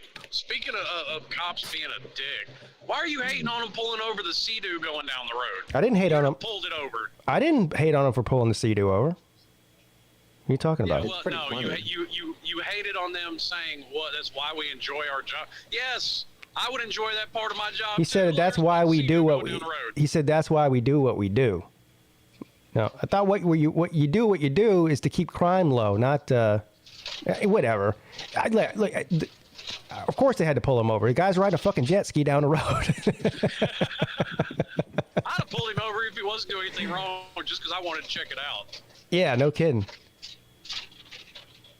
That reminds me, there's a video. Have you seen this video? I think it's on YouTube. And I forget what state it's in. Anyway, this guy's riding a horse down the freeway. Right? And so the cops pull up next to him and they're like, pull over the horse, right? And he's like, no, I'm on the way to work. And they're like, yeah, but pull over. We need to talk to you about the horse. And he's like, no. And he didn't stop either. And he straight told the cop, he was like, you might need to look into this. He's like, what I'm doing right now is completely legal. So no, I'm not pulling over because I'm not doing anything illegal. And so come to find out, the guy was 100% right. In this state, whichever state this was, it is legal to ride a horse on any road. I feel like if you're doing some weird shit, like riding a horse down a road or a fucking sea-doo, you probably have a pretty good knowledge of the law, right? Yeah, right, exactly. That's a good point. Well, wait a second, well, unless you're just a nut. He's right and wrong, because it is federally illegal to have a horse on the fucking interstate, which is what you said. I'll show you. Oh yeah. Look, the interstate that's dangerous. I agree. I'm not saying it wasn't dangerous, but it wasn't illegal because they wanted him. Having a non-motorized vehicle on the interstate is illegal. Sir, in every state. No. The interstates are federally controlled. It must not have been an interstate because I think Slim is absolutely correct about that, and he would know. So they wanted the cop was pissed. The police that were messing with him were pissed. They wanted to, believe me, they wanted to hem him up as bad as anybody because they just didn't like the guy, and they couldn't get him on anything. Look, here's a view. I think if it's like a highway in South Carolina, sure, or wherever it was. Like a state highway or even a U.S. highway, perhaps, but an interstate. Yeah, even a U.S. highway, absolutely. There's a bunch of, this is actually a pretty common thing apparently because there is a bunch of places where people just got on a horse and rode down the highway like just being an idiot, not really. Oh yeah, it's stupid behavior. Well, yeah. Yeah. I mean, I wouldn't ride a horse down the highway. That is common. Like no shit, like the quick lube places that'll change your oil in 10 minutes. Yeah. They have they have places. A colonic. Well, no, I've seen them in like Shreveport, Louisiana. Yeah. It looks exactly like a fucking quick lube place to get your horse reshoot. Think about the Amish country in Pennsylvania, right? Dude. And do they have hay and water for your horse? I drove by it. I didn't stop at fucking they have fucking ivermectin as well. Yeah, what about oats? And they have a bucket of oats that they can feed your horse. Oats. Like I said, I didn't stop and investigate because I really couldn't. I was in the company truck, but... Yeah. So when you type in a man rides horse down the freeway, the most popular one is not the guy that I'm talking about. At least I don't think it is. This is a guy in Chicago in 2020, September of 2020, who rode a horse down a freeway. I think he actually caused an accident. He caused an accident. He was arrested. Let's see here. Yeah. Okay. Pretty sure that's not going to be legal in Chicago. Like I said, I'm surprised nobody shot him. Interstates, whether it's I-95, I-80 that runs through Chicago. Yes, it is the law on federal interstates. It has no non-motorized. I mean, it says it on like most on-ramps. There's a sign up, no non-motorized vehicles. So listen to this. The reason this guy was doing this, was it was a protest to bring awareness to an organization called Kids Lives Matter. What the fuck? Wow. Bro. I failed to see the connection here. Yeah. This guy's life didn't matter, nor did the motorist that he caused the wreck. What the fucking one? Don't get it. How do you how does that cause a wreck though? Well, because if you're riding a horse down an interstate, right? Like a lot of interstates don't have shoulders wide enough for horses. Right. Who the fuck knows what the horse is gonna do? Had an accident trying to go around the horse. Yeah. Sure, perfect example, Vic. I was going up I-57. This was probably a year or two ago. Guy was there's a reason there's minimum speed limits on the interstate. Guy was going 25 miles an hour up the interstate, no hazards on. Wow. If the lane beside me hadn't been clear, I'd have wrecked shit out of my truck. We're going to watch a short video right now. And killed the shit out of him. We're going to watch a short video here. I guess you guys on the stream probably won't be able to see it or hear it, but you'll see it on YouTube. 2 minutes long. Man rides horse on freeway in Chicago. This is the guy I was just telling you about. Let's see what this is all about here. In early September to get a Oh, shit, sorry.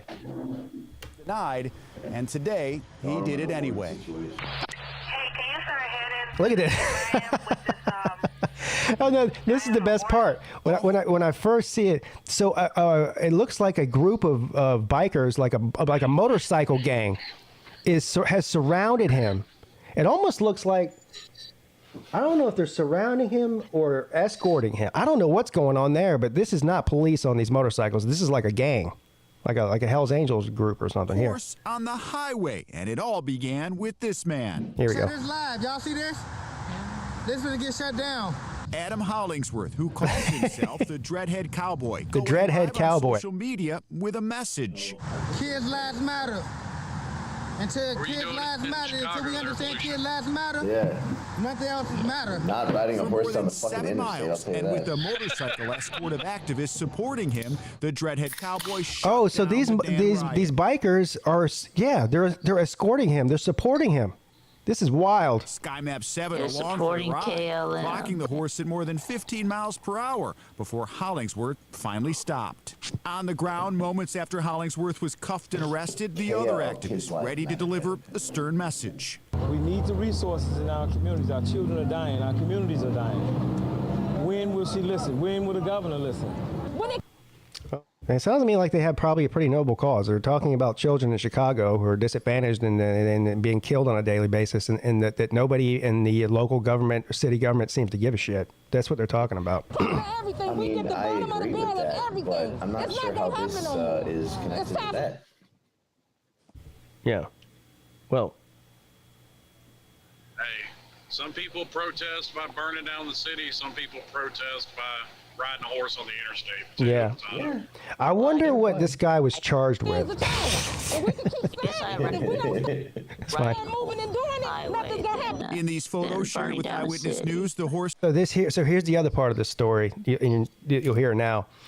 He was really, really railed hard by the animal cruelty community because apparently this horse was not in the greatest of shape from galloping at 35 miles an hour, full speed down this concrete highway, and it fucked its hoofs up pretty bad. appears injured and bleeding. Yeah. And tonight, Chopper Bleeding 7 and everything. HD tracking it and spotting it, safe and now resting with handlers from Chicago's Office of Animal Care and Control. He's not a member of HLM, then. That just sounds like a group of fucking people that just want to bitch for the sake of bitching. I mean, Well, like seeing a horse's nosebleed or something is common when you break a horse. no, not nosebleed. His hoofs. Right. I get that too. The hooves crack and it happens sometimes. Right, but we also shouldn't be running horses down the fucking shoulder of the interstate. Not even the shoulder. He was riding right down the middle of the interstate, right on the asphalt. Yeah. Whatever, Nick. But I was helping my brother-in-law break a horse. That hard-headed son of a bitch decided he wanted to run, so I ran his ass 35 miles all the way to the Mississippi River. She just said the same thing you said, Slim. She goes, they're out here talking about animal cruelty. We're talking about kids dying. What not about breaking a horse, but I mean, Well, about riding weird. down the This is interstate. weird. I just want to see what was he charged with. That's not the same thing. Also releasing a statement today that read in part, there is a right way and a wrong way to call attention to issues of importance. Now, I agree And this stunt for safety was the reasons. very Yes, he wrong shouldn't way. be on the fucking interstate. I'm not Hey, if you like that video, be sure to. Yeah, that's like the people that wanted to get mad when they protested on the interstate and got ran the fuck over by somebody doing 75 mile an hour. There you go. Well, you fuck around, you find out. There you go. Yeah. I mean, I'm usually pro-protesting, but, yeah. Like, Well, I'm pro-protesting too, but I'm also pro-common sense. Yeah, like, what the fuck do you expect, man? I mean, come on, bro. Like, what are we doing? Yeah. Ultra Mag Dog said taser him. Yeah, I think he's pretty much surrendered. They did their little horse ride for whatever it was, 15 or 20 minutes, and then he eventually just pulled over and got off the horse and surrendered. Horse ride. Yes. Is that what you call it when you're on a horse pulling over? I don't know. I guess so. Literally pulling over. Yeah, literally pulling over. What happened to the horse after the guy was arrested? What happened to the horse? They took it. They took it to some. No, it wasn't even his horse. They just said on the news thing, they took him to some Chicago City animal rescue place where he's sitting in a fucking cage. That's not. Wait a minute. So that's not even right. That horse was that. Go ahead. Son. That horse was an accomplice in that crime. Right. They should have got his hoof print and booked his ass. Maybe they charged the guy with horse jacking. Yeah, maybe. I don't know. I think probably. I don't know where he got the horse, but somebody gave him the horse, or he either stole the horse. I don't know, but it'd be funny if it was one of those Chicago PD horses that he stole. The ironic thing is, if it was somebody's horse and it was actually like on a farm and it was getting good care, but they believed in this, so they loaned the guy the horse to do this, and then so now they won't give the horse back to the owner because but instead they're going to put it in an animal rescue place where it's in a cage for 23 hours a day. Instead of being on a farm. Foster home. Yeah, foster home. They need to take it back to the farm. Yeah, well, I would have. It's in a foster stable. A foster home? Foster stable. Oh.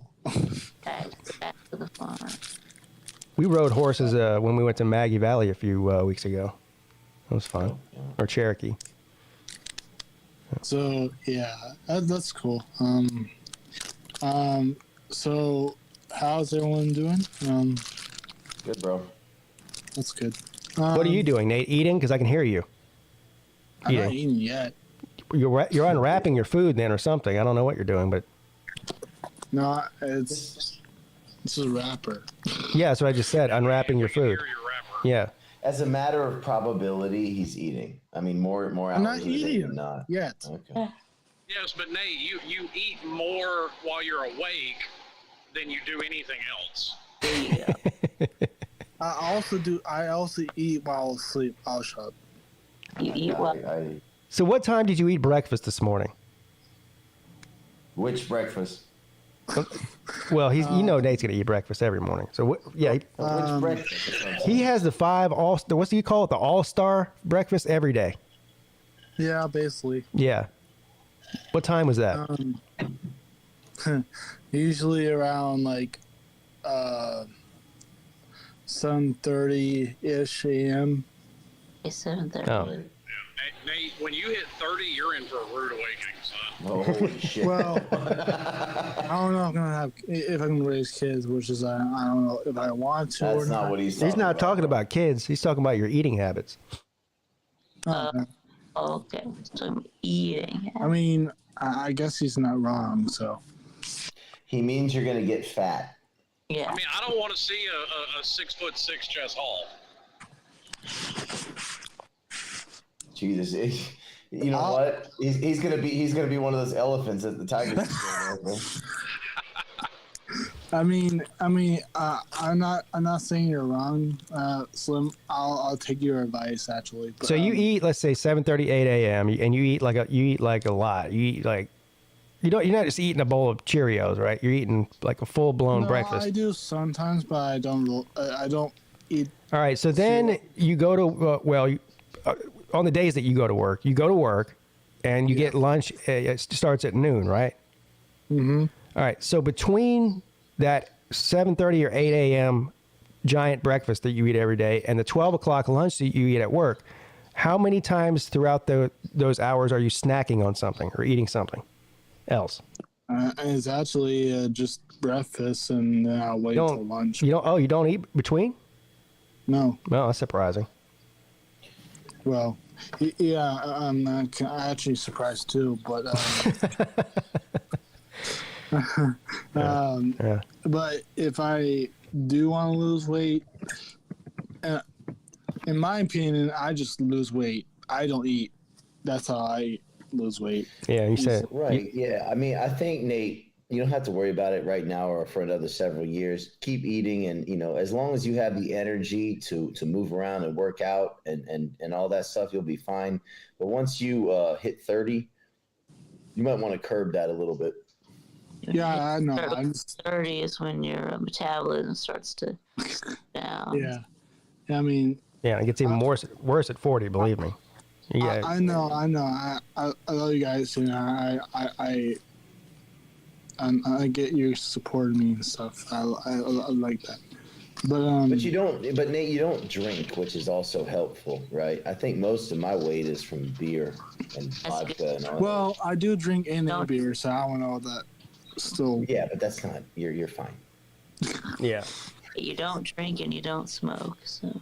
Well, that's true. I'm not a smoker. I'm not a vapor. I'm not a weeder. Yeah.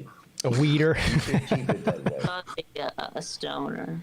A stoner. I think that Slim and Pete would agree with me here that if you haven't started smoking, don't. Oh yeah. I'm not planning on it. So. Oh yeah.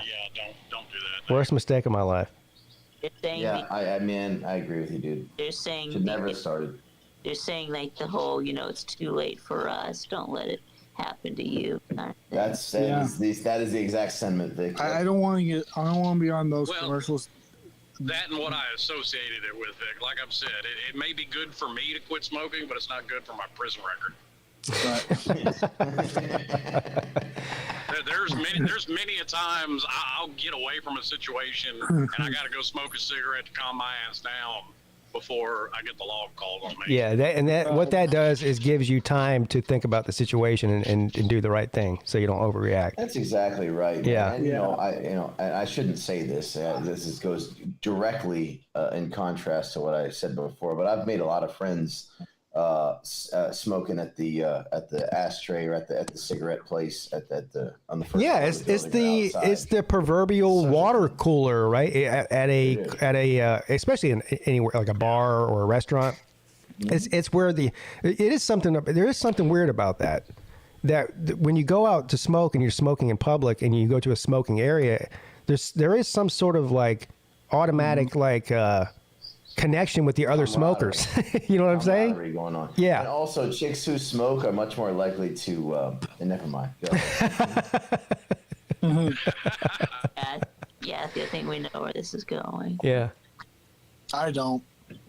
Yeah, no, don't worry about it. Yeah, don't worry about it, Nate. No, you're about to get Nate smoking now. Probably I remember a time where I called in. I think it was this last year, and I think it was during the football season, where I said to Pete, I've been smoking weed lately, and I was basically kidding, but I was. Yeah, you can't do stuff like that, can you? Because you're on medication and stuff. Right. Yeah. I was just joking around. Yeah, don't do that. Don't start smoking cigars either. That's an even more expensive habit. And good God. Yeah. Smoking cigars is, let's be real, it's pretentious, man. Come on. I thought it's not as bad as. Yeah, but there ain't nothing like a glass of bourbon and a cigar sitting on the front porch. It's very. Yeah, I would never be one of these guys. Some people that smoke cigars like all the time, like daily. Some people. Oh yeah. I'm one of those people like a few times a year. Yeah, that's my dad. Smoking a cigar just makes me want to smoke a cigarette, dude. I can't. Oh no way, dude! I'll do a couple a month. Yeah, all right. A couple a month. That's not bad. Yeah. I do like a good cigar. I mean, like I said, it's more expensive too, though, because I've got some Davidoffs. Those are like $80 a piece. Right.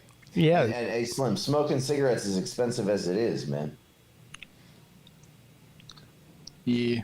Rec Talk smokes cigars. He bought me a. Did he give you one too, Slim? Brought me a couple. He did not. He didn't. Wow. Which I'm still highly offended over. Oh, wow. Yeah, he gave me a couple of good ones. Oh, big thoughts.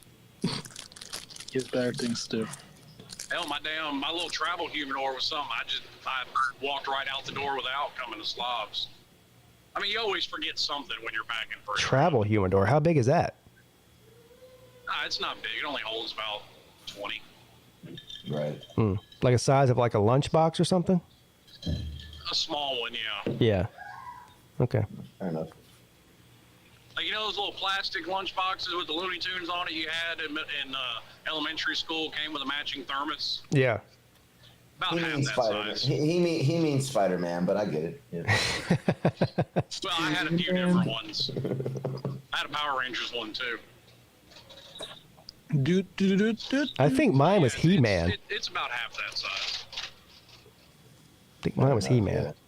Do people still watch Power Rangers? I don't know. I don't think so, man. Like, I know there's a YouTube channel that's got, like, the originals that was on when I was a kid. And I've gotten, like, my daughter's gotten into watching that, which I think is hilarious. What, the original ones that we watched? Yeah, it's like non-stop. Yeah, those were Like the first, I can't remember what YouTube channel it is. I'd have to look it up, but like the first 3 seasons that came out in the early 90s are all on that channel for free. Those are the most hilariously cheesy cartoons of all time. They are. It was Talk the about- greatest thing ever when I was like 8 years old, though. Yeah. The production value on those things was terrible. The special effects. Power Rangers. Hey, Slim, were you outraged when they had the Pink Ranger for the first time? Uh-oh. I'm just fucking with you, dude. No, he's not outraged about that. He's outraged whenever the guy inside the pink uniform's like, dude. Well, they can. You know, I mean, now think back to that original, though. Think back to that original cast. Could they get away with that today? Yes. Could they get away with the black guy being the Black Ranger? Oh. Could they get away with the Korean girl being the Yellow Ranger? I feel like it would be a situation where they would demand that the Black Ranger be a black guy, dude. Come on. Right. Yeah, you're probably right. I'll tell you what, that was the coolest looking one, the Black Ranger. Oh, Yeah. Imagine. Never mind. I'm probably get over. You can't have a white guy being the Black Ranger. Yeah. I mean, well, They got a Hispanic dude to do it after him. So. I mean, you're not wrong.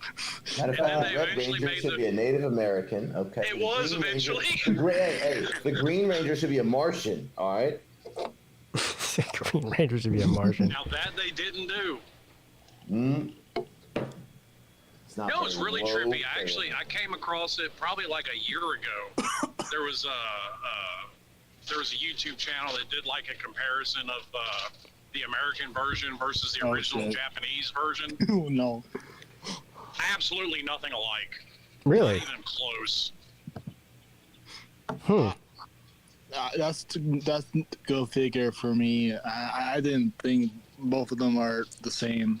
So I didn't even know there was a Japanese version. It was the original. Oh, I learned from that what aired here in the States in the early 90s was like the 16th season. That shit's been going on since the 70s in Japan. Oh, wow. In Japan, this kind of shit is huge. In Japan, the big thing now is not now, but it's called Ultraman, right? And Ultraman is huge in China, too. You know about Ultraman, right? Yeah, that's been around pretty much just as long. I know Mega Man. It's huge in Japan. It's huge in China, too, man. Chinese kids love fucking Ultraman, man. They love it. Don't get me started with Pokemon or Pokemon, man. Yeah, I was never into that, really. But is Ultraman like Mega Man? Kind of like that. It's kind of like a mix between, like, it's kind of Power Rangers-ish. Right? No. Yeah, kind of, but it's cartoon. I only get this sort of like through like my friends' kids, right? My friends who are my age or a little bit older than me have kids that are, kindergarten age or whatever who love Ultraman, this kind of shit. Yeah. It's like anime. It's Japanese, but it's big. It's not really. It's actually very it's not anime. It's very Power Ranger. It's very reminiscent of 90s Power Rangers stuff, right? Gotcha. Very cartoony. It's not. It's not a cartoon. I mean, it's actors in a suit who are jumping around with shitty. Yeah. But it's like my whole point was if you look at the stories of the Japanese version is what was nothing like the American version, and I'm that shit's for kids. Really? Yeah, man. Yeah, Bulldog JC, Thundercat. Yeah, Thundercats were all. I loved Thundercats. Oh, Thundercats was awesome. Yeah, you were the shit if you had that sword that lit up. You know what I'm talking about? Yeah. That was Skeletor, right? That was Thundercat. No. I'm not even Skeletor was. I'm not even close, but I know the show He-Man. Yeah, Skeletor was. He-Man. We're talking about Thundercats. Oh, He-Man. Oh, yeah. Oh, never mind. There's a YouTube channel, and I've come across some of their videos. Like, they make it's about they show like traditional blacksmithing techniques. But what they do is like one episode they made the sword from Thundercats. One episode they made Thor's hammer. You know, one episode they just from popular stuff. And I even like I know you guys are talking about Thundercats, but have you guys heard of Voltron? Like with a V. Yeah, that was a thing when I was a kid. Yeah, I like that show. See, this is the sword. I'm trying to find the sword that I used to have when I was a kid. God, that thing was cool. Slim, isn't this so much better than us fighting about politics? Did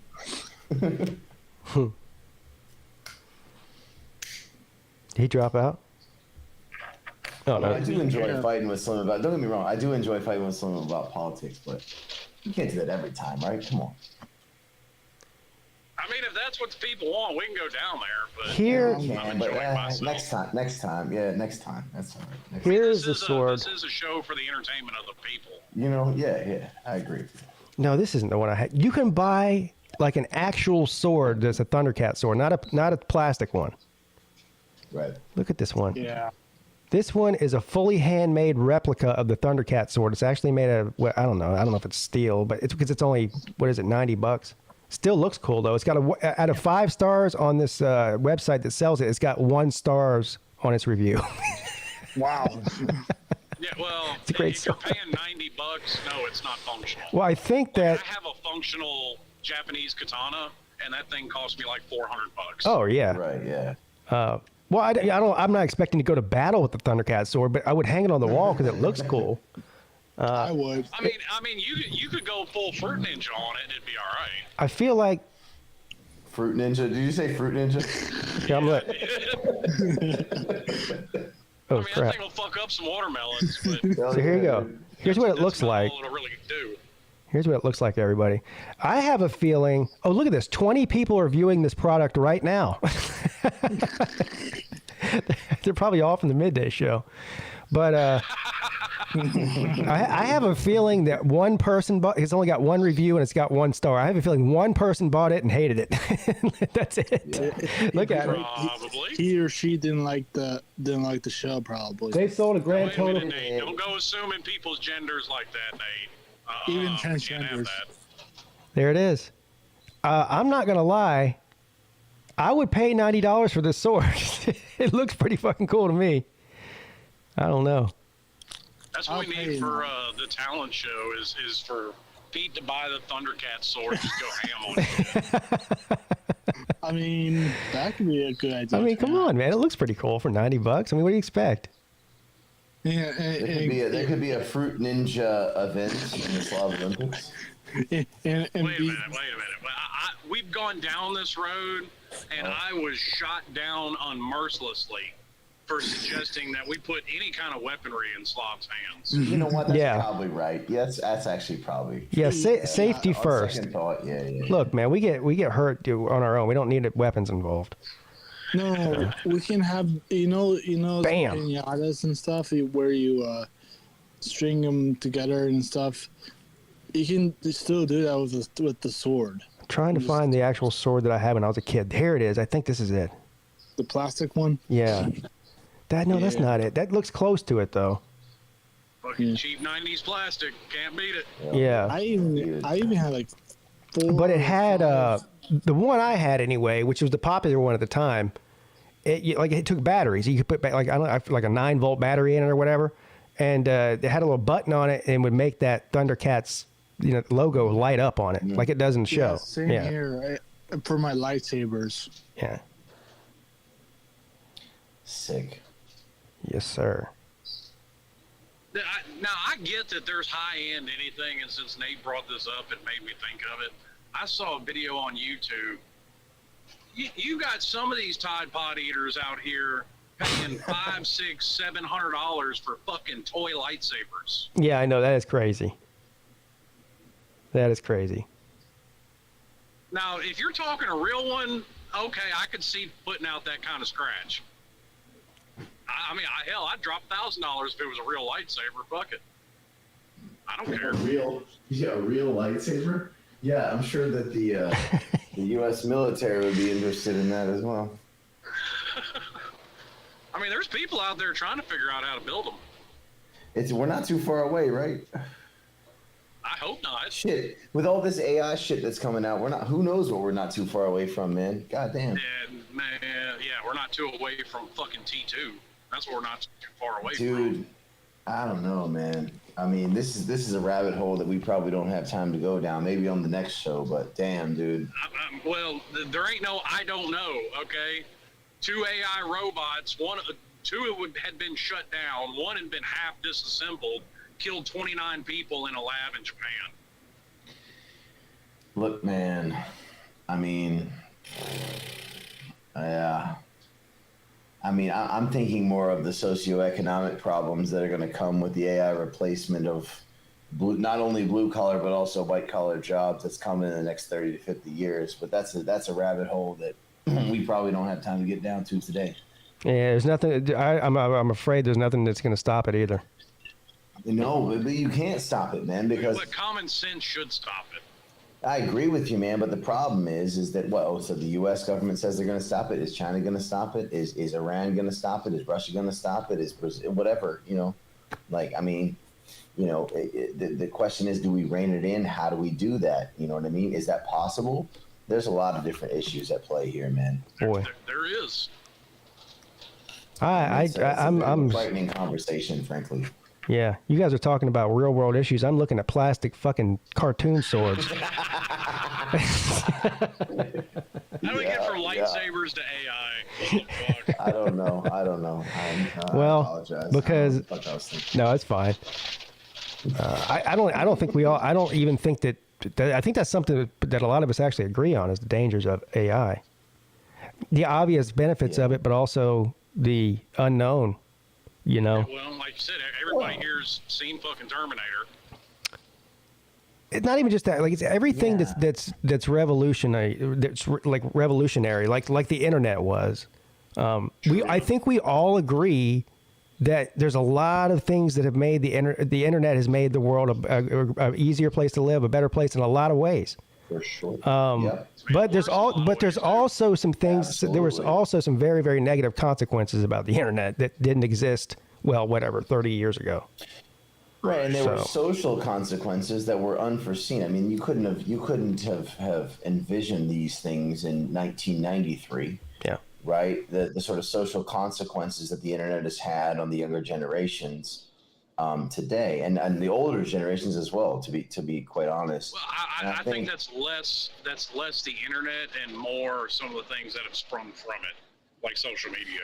Right. Of course, yes. It's not the internet directly, but it's just sort of the inevitable consequences of the development of the internet. And I think you can look backward toward the Industrial Revolution, which I think was the first time really in modern world history where we had a complete sort of turnover of our economic system.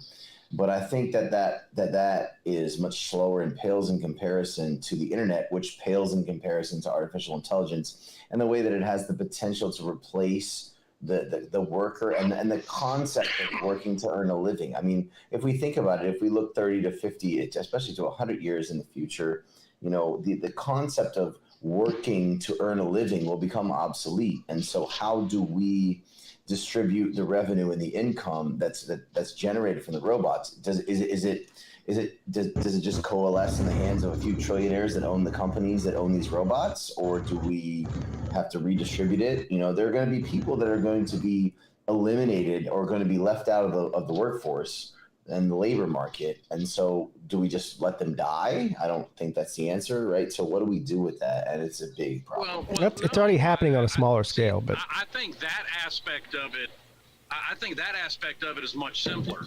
I mean, if your job disappears, that's no different than mine. If my job disappears, that's on me to figure it out.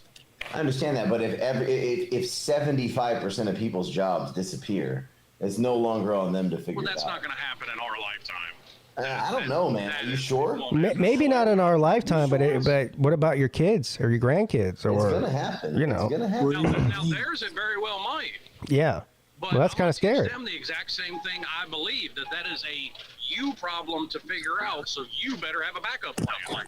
I think this is where your basic sort of your bents, your sort of idea about the way the society works, and the way that mine is, which are wildly divergent. I think the answer is somewhere in the middle, right? Probably, yeah. You know I get what Slim's saying, but here's my thing. I have a backup plan, and I have a career I could go into if automated trucks become a thing. Yeah, but a lot of people don't, Slim. In other words, not everybody can be a doctor and a lawyer and a scientist. Like there is people that really being a blue collar person is their best option to succeed in life. Yeah. Okay, well, I'm talking about going from one blue collar job to another. Okay, well, if my high school dropout dumbass can do it. I don't think that's much to expect from anybody else. I mean, yes and no, man. I mean, at some point, blue collar jobs will cease to exist. And I'm not saying it's going to happen in our lifetimes, but until the monetary system cease to exist. No, it won't. Shit, that's another thing. Yeah, I don't know. As long as there's money in the driving force in people's lives is the acquisition of wealth. Yeah. Jobs, and especially blue collar jobs, will never go away. Rackdog says 50 years out from this happening. Yeah, 50 years is not a long time. At some point, a cutthroat dog eat dog sort of capitalist system is going to fail, man. It's going to fail, and AI is going to cause the failure of that system, and we're going to have to figure out something different. And now, I'm not saying that we have to be communists. I'm not saying that. What I'm saying is that it's going to end up somewhere in between. Well, every I think something else that we completely disagree on is the fact that the government needs to save everybody. No, they don't. You need to save your damn self. And you just save yourselves. Well, name one sort of financial system out in the history of the world that hasn't failed. They've all failed at some point or another. Now, some of them lasted for thousands of years before they did fail. But they all failed. The advancement of technology was at a snail's pace. Yeah, I wouldn't say financial systems have failed. Empires have failed, sure. Well, of course, that most of that has to do with financial. Of course it does. Stuff. Partly financial, but partly it took them, 6 fucking months to get information that the Roman Empire was being invaded in France back to Rome. Right, but the problem is that would take a millisecond now. Exactly. That's why I don't think that's as big of a problem anymore. Man, we've got a lot of weird issues on the horizon for us as a global society, man, and I'm not sure that we have the capability to figure it out. AI is a huge one. You know what's the thing? The weird thing about Elon Musk is that he is out there beating the drums about how dangerous AI potentially is to human civilization, but he's got his hands all in that shit. Yeah, that's true. I mean, he's one of the main ones. Kind of looks at it. He kind of looks at it how I do. AI's already got a body count. Yep. AI's got damn near 100 bodies to its name already. Oh shit. Yeah, but he's the one out here saying how dangerous it is. But he is one of the main people funding and research, involved in AI in the world. That's true. So who has AI killed? Well, I mean, that was something we talked about after you dropped off. There was 29 scientists in a lab in Japan that were killed when AI robots fucking malfunctioned or had a bad day or whatever the hell it is you want to call it. Hashtag Terminator. Right. But here's the thing we have to understand about Elon Musk is he doesn't know a damn bit about any of this shit. He just pays people to know about it. Of course he does. Fuck about shit, dude. I don't. Please. Elon Musk barely knows his ass from a hole in the ground, dude. Elon Musk just pays No, dude. He's all the Tesla technology. A lot more than what you give him credit for. Yeah, that's true. Perhaps, but he definitely knows a whole hell of a lot less than his fucking. You just don't like him. He does. you know, you just don't like him, so you're just like, well, he's a dumbass. No, I don't inherently dislike him. I have no like inherent issue with the guy. It's just I feel like, you know, he's more of a figurehead than he is an innovator. He's more of a figurehead than he's an innovator. The people that are doing the good work for his companies are not him. In fact, a lot of SpaceX employees have come out after they left the company and said they have to treat him with kid gloves because he's got a bunch of stupid ideas. And they'll come out and say, "Oh, we have to do this, we have to do that." And well, he's got a bunch of crazy. He admits he has a bunch of crazy ideas, but you know, this is the problem: is a lot of people aren't like him or have the resources like him to experiment with crazy ideas to see if they'll work, and every once in a while they do work. Right. Well, the resources is the key. Right. The resources. What, Vic? I said, and it doesn't look so crazy anymore. Yeah. Who? Elon. He kind of does, man. He looks like a fucking idiot. The Twitter experiment is going tits up. He does look crazy with his hair, though. Well, he even admitted it was a bad business decision to buy a company that for $44 billion that was really only worth $22 billion. But he said he knew that when he bought it, and it was worth it. I mean, look, I don't know why you would say it's failed. It's worth it.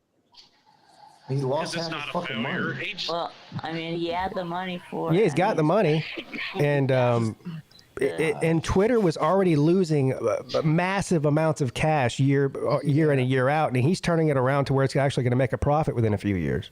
So I don't know. Is that a bad investment? Maybe not. Maybe he's just built different. I don't know. Well, and see, that's the root of it all, because Elon, that wasn't a business move. That was a free speech move. And Belushi thinks that some people should not be allowed to say the things that they believe. No, I don't believe that. I don't think that's true. Yes, you have said that on here before. No, I think that people should have a responsibility to think about the things that they say. I don't think that people should be prohibited to say what they think. So yeah, I mean, the Twitter files is definitely interesting. It's proved that there was an agenda, a political agenda within Twitter. I mean, it's been proven now. It's all public knowledge. In debate. So I'm pro free speech here. I'm not anti free speech. I think that people should take some responsibility. That's all. Well, you've said the opposite on here, though. You have absolutely said that, you know, deplatforming Alex Jones was the right thing to do. He shouldn't be allowed to peddle his ideas on the internet. Right. No, I don't think on the internet. I think if Twitter or YouTube or whatever content platform has a terms of service that he violates, then that company, that privately owned company, has the right to deplatform him. And if I disagree with what he says, then that's fine. But I don't think that he should be. Well, at this point, I don't look at it, and at this point, it's just not. Have a great day, whether guys. Whether See you later, people like you or Lou agree or disagree with it, it is what it is, and things like Twitter, things like Facebook are a utility at this point, because that's where, unfortunately, a lot of people are just getting their information from. I understand that, and so if you believe that's true, then those things should be publicly owned, right? And then if something is publicly owned, no, they should be run just like the phone. Hang on, just like the phone company is a privately owned company, but they cannot turn your service off for something you say on a phone call. Yeah, or your political beliefs or anything else. He's right about that. But you know what though, Elon Musk. I first of all, I do like Elon. I don't agree with everything he does or everything he says, but I like him generally. But I agree with what his whole concept behind Twitter was. But do you know he has not unbanned everybody from Twitter? Do you know the one main one he has not unbanned from Twitter? Yeah, journalists. Yeah. Well, Alex Jones has not been unbanned. Yeah, Alex Jones has been unbanned. Yeah. He hasn't, not on Twitter. Interesting. So he's unbanned a lot of different, I mean, thousands and thousands of people, but not Alex Jones. Could it be because Alex Jones talks shit about Elon? Could it be that? Well, I don't know. He claims it's because of the Sandy Hook thing that it was just too far, but you can't be preaching absolute free speech and then say that somebody's speech went too far. It's kind of contradictory to what you've been saying. So maybe he's full of shit. Yeah. I think he's just as full of shit as any other person. Well, especially a billionaire. You know, billionaires are full of shit. Yeah. Yeah, I don't doubt that in the least bit. So I don't know. We should be reticent to sing his praises at this point. Anyway. I don't know. I mean, I'll do the same thing with him I do with everybody else. Yeah. I'll call good what I think is good.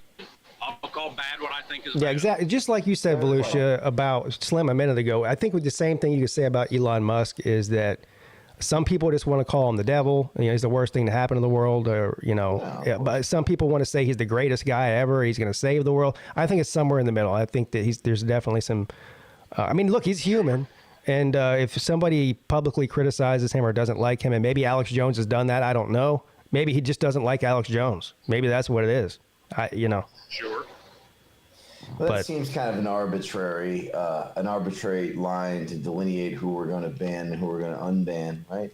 Right. And so, you know, this is the issue that I have with people like him, and you know, even people like Zuckerberg, man. And I think if we view things like Facebook, Twitter, YouTube, etc., as sort of fundamental platforms, or rather vehicles for free speech, then they need to be covered by the First Amendment. But in order to be covered by the First Amendment, they can't be privately owned. Yes, they can. Phone companies are privately owned once again. AT&T is well, I mean, it's a publicly traded company now, but still a private company. Sure. But you can say whatever you want on the phone because you're talking to another person. This is a different situation. There are no terms of service for the phone company, right? And also, sure. by the way, that's been the whole thing with with the protections from the government that they get.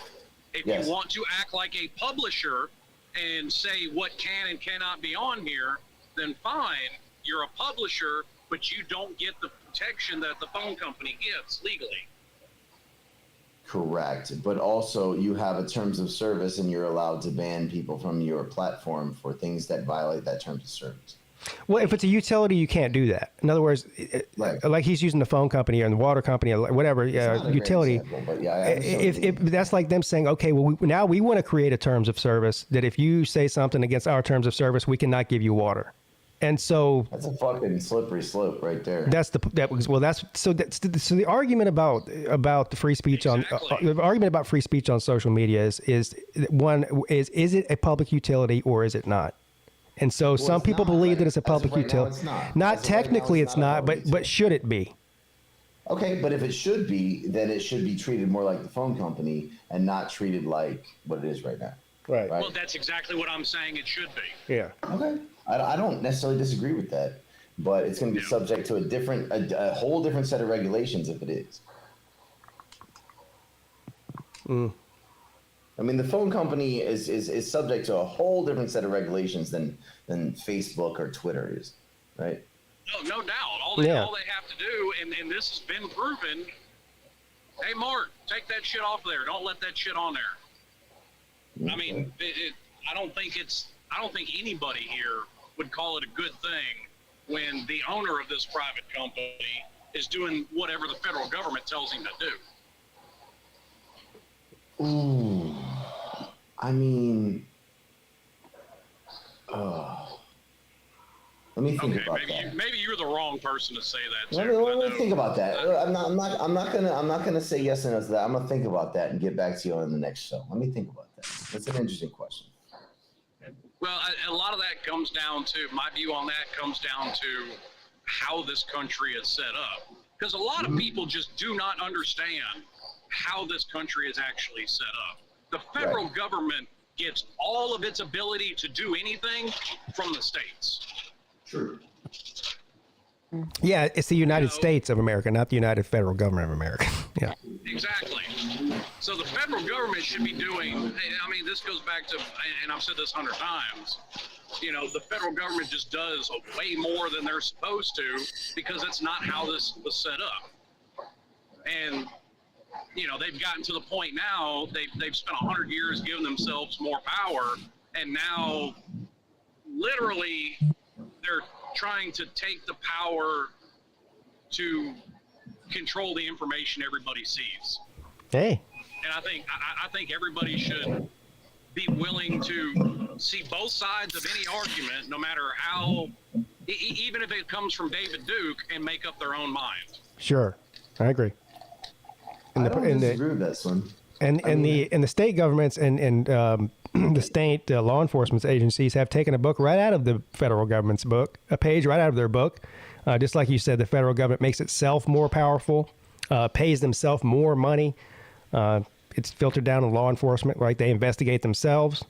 They give themselves raises, all this kind of thing. Same sort of thing. Well, I mean, law enforcement is a government agency, so I'm not surprised about that. But it filters down to the state level in the same way as the federal level is my point.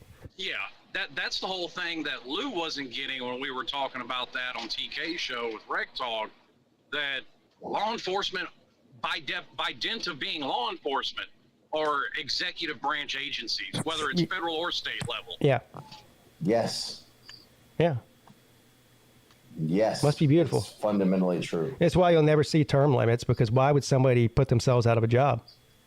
Yeah. Sure. And Congress. I like Ted Cruz because of he put up something for that reason, but I'm still suspicious of him because for all I know, it's just political. Has Congress ever voted? Has Congress? Let's be honest, it's like he's a Weasley cunt. Has Congress ever voted? And I'm not talking about Republican or Democrat. Congress as a whole, have they ever voted to decrease their pay? No. No. No. Of course not. Why would they? Yeah. and that's why people can't stand politicians. And sure, she's the low-hanging fruit, but I'll use her. That's why people can't stand AOC, because you're on the internet bitching about $17,000 worth of student loans, and you make $170,000 a year. Bitch, shut up. Oh, but to her, she's not talking about her own student loans, but that's something she's going to make. But okay. Well, she talks about because all Congress people are paid the same, right? But you live in different areas of the country where it's obviously cheaper to live in other places. So she lives in New York City, where $170,000 is more like $70,000 in here. Right. But she spends most of her time in D.C. in an apartment that she doesn't pay for. Right. No, but obviously her point is not about her. I'm not defending her or her pay. I'm just making a point. I will defend her. She's talking about her constituents, not herself. She's not talking about herself. She's talking. Then don't use yourself as an example. Then, if you're not talking about yourself. Yeah, I mean, look, I'm a fan of hers, but I'm not. I don't agree with every single thing she may say. I'm not. Yeah, I think she's great, but I'm not. she's standing up. Psycho is what she is. She's standing up for people in her district. Yeah, I'm not. Which is what everyone does. No, standing up for people in your district wouldn't have been running off 25,000 potential jobs, which she did. In the form of what? You talking about the Amazon thing? There's one, but there's more. Yeah, well, we need to. I don't think that's in the best interest of her constituents. Right. Well, see, we need to build it up in a stronger way, don't we? I mean, no, she's not a fan of Band-Aid solutions, and that's why I'm a fan of her. But yeah, you're right. She wants to quadruple federal spending to tear down every building and rebuild it because the world's going to end in what are we down to? 8 years. I'm losing you. Yeah, he's gotten all of it. By her calendar, we got 8 more years. Global warming is going to kill us all. We got about we got more than 8, but shit, dude, it's coming faster than you think, my friend. I'm going by her calendar. About 50, maybe. I don't know. No, we will not be having a presidential debate on the Midday Show, but there will be a presidential debate on Traveling Fools channel. He's running for president. Yep, that's right. Yeah. I will not vote for him, although I would love to hear what he's got to say. He's running for president. Who's he running against, Vic? Rec Talk. Rec Talk. Yeah.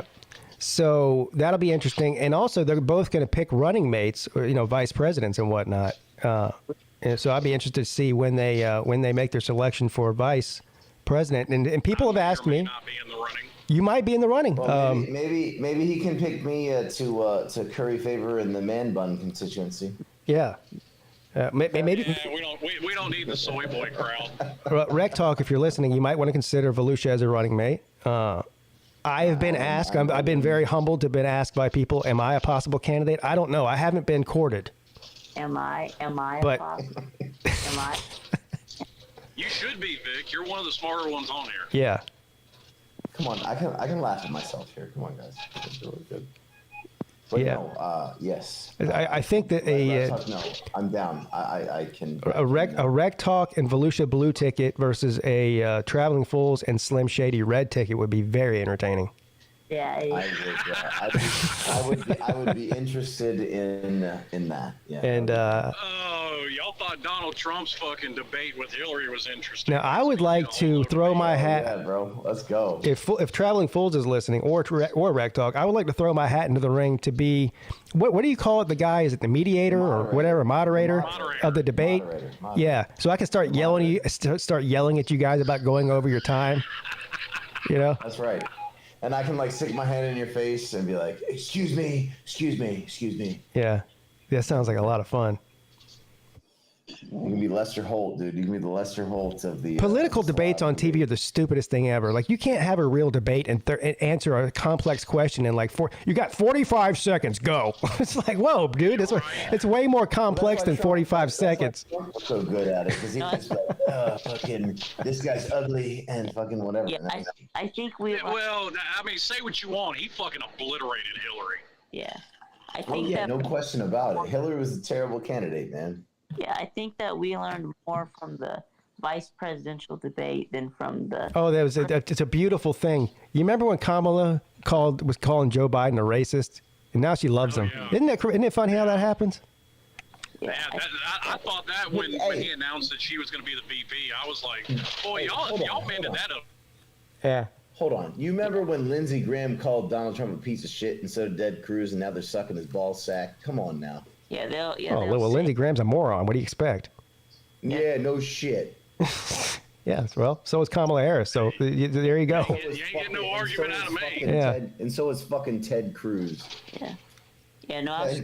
Trump calls his wife ugly. He's like, "Oh, we don't do that in Texas." And then 2 months later, "Oh, I support Donald J." Fuck you, you fucking. Well, again, this just proves you how big of liars these people are. One minute you're attacking the core of their character, and the next minute you're running on their ticket and acting like you're best friends with them. They're all liars. No shit. There's Liars. videos of Lindsey Graham sitting here talking about how in 2016, I'm talking about how if Donald Trump's elected, the Republican Party is fucking dead forever, and then fucking 3 months. Well, later, yeah. Well, first of all, Lindsey Graham likes anybody on the left or the right, anybody who's willing to drop some bombs on some third world country. He's all for that shit. I'll tell you that right now. Lindsey Graham is a fucking piece of shit. He's as we say, a see you next Tuesday.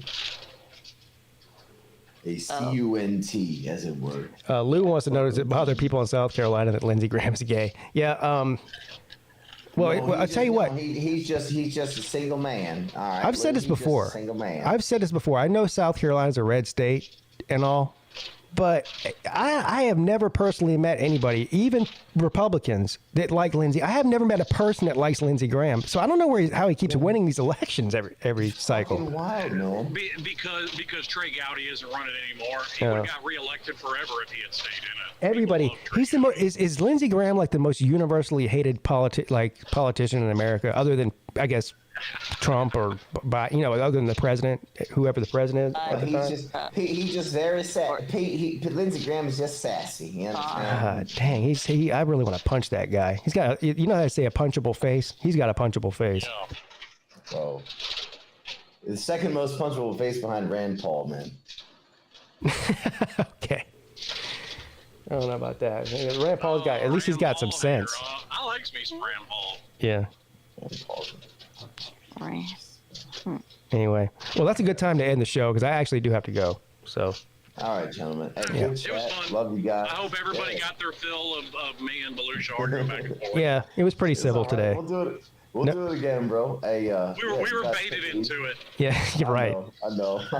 We didn't even want to. We didn't even want to do it, but hey, it's the people. Yeah. It's a people's show. It's a people's show. Exactly. That's right. All right, well, we'll see y'all later. All right, see you later, Slim. And of course, Volusia. All right, guys, take care. I'll catch up with y'all again soon. I know I took a long hiatus, but hopefully I'll be chatting with y'all again soon. Hey, you're always welcome. Hey, and Pete, let me know when you're going to be in Charleston, and hopefully we can have a beer. If not, no worries, but I'll be back next month. So. All right, I'll find out. I'll find out from the missus. Okay, the dates. All right, see you later, buddy. VicTube, of course, thanks for stopping in. Yeah, you're welcome. Yeah. Yeah. I'll talk to you later, buddy. One is good.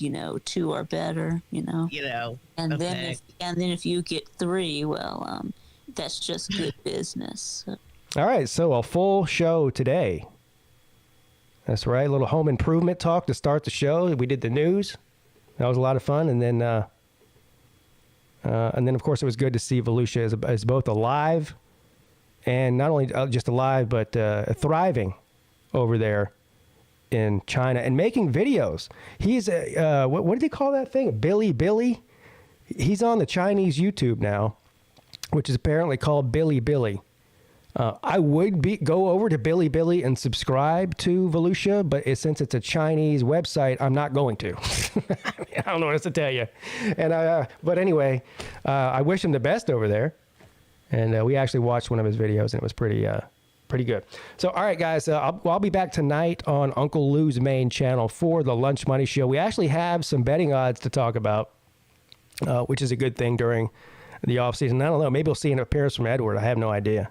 You never know with Edward. But anyway, everyone have a great Monday, and we'll see you tonight at 10 p.m. for the Lunch Money Show. See you later.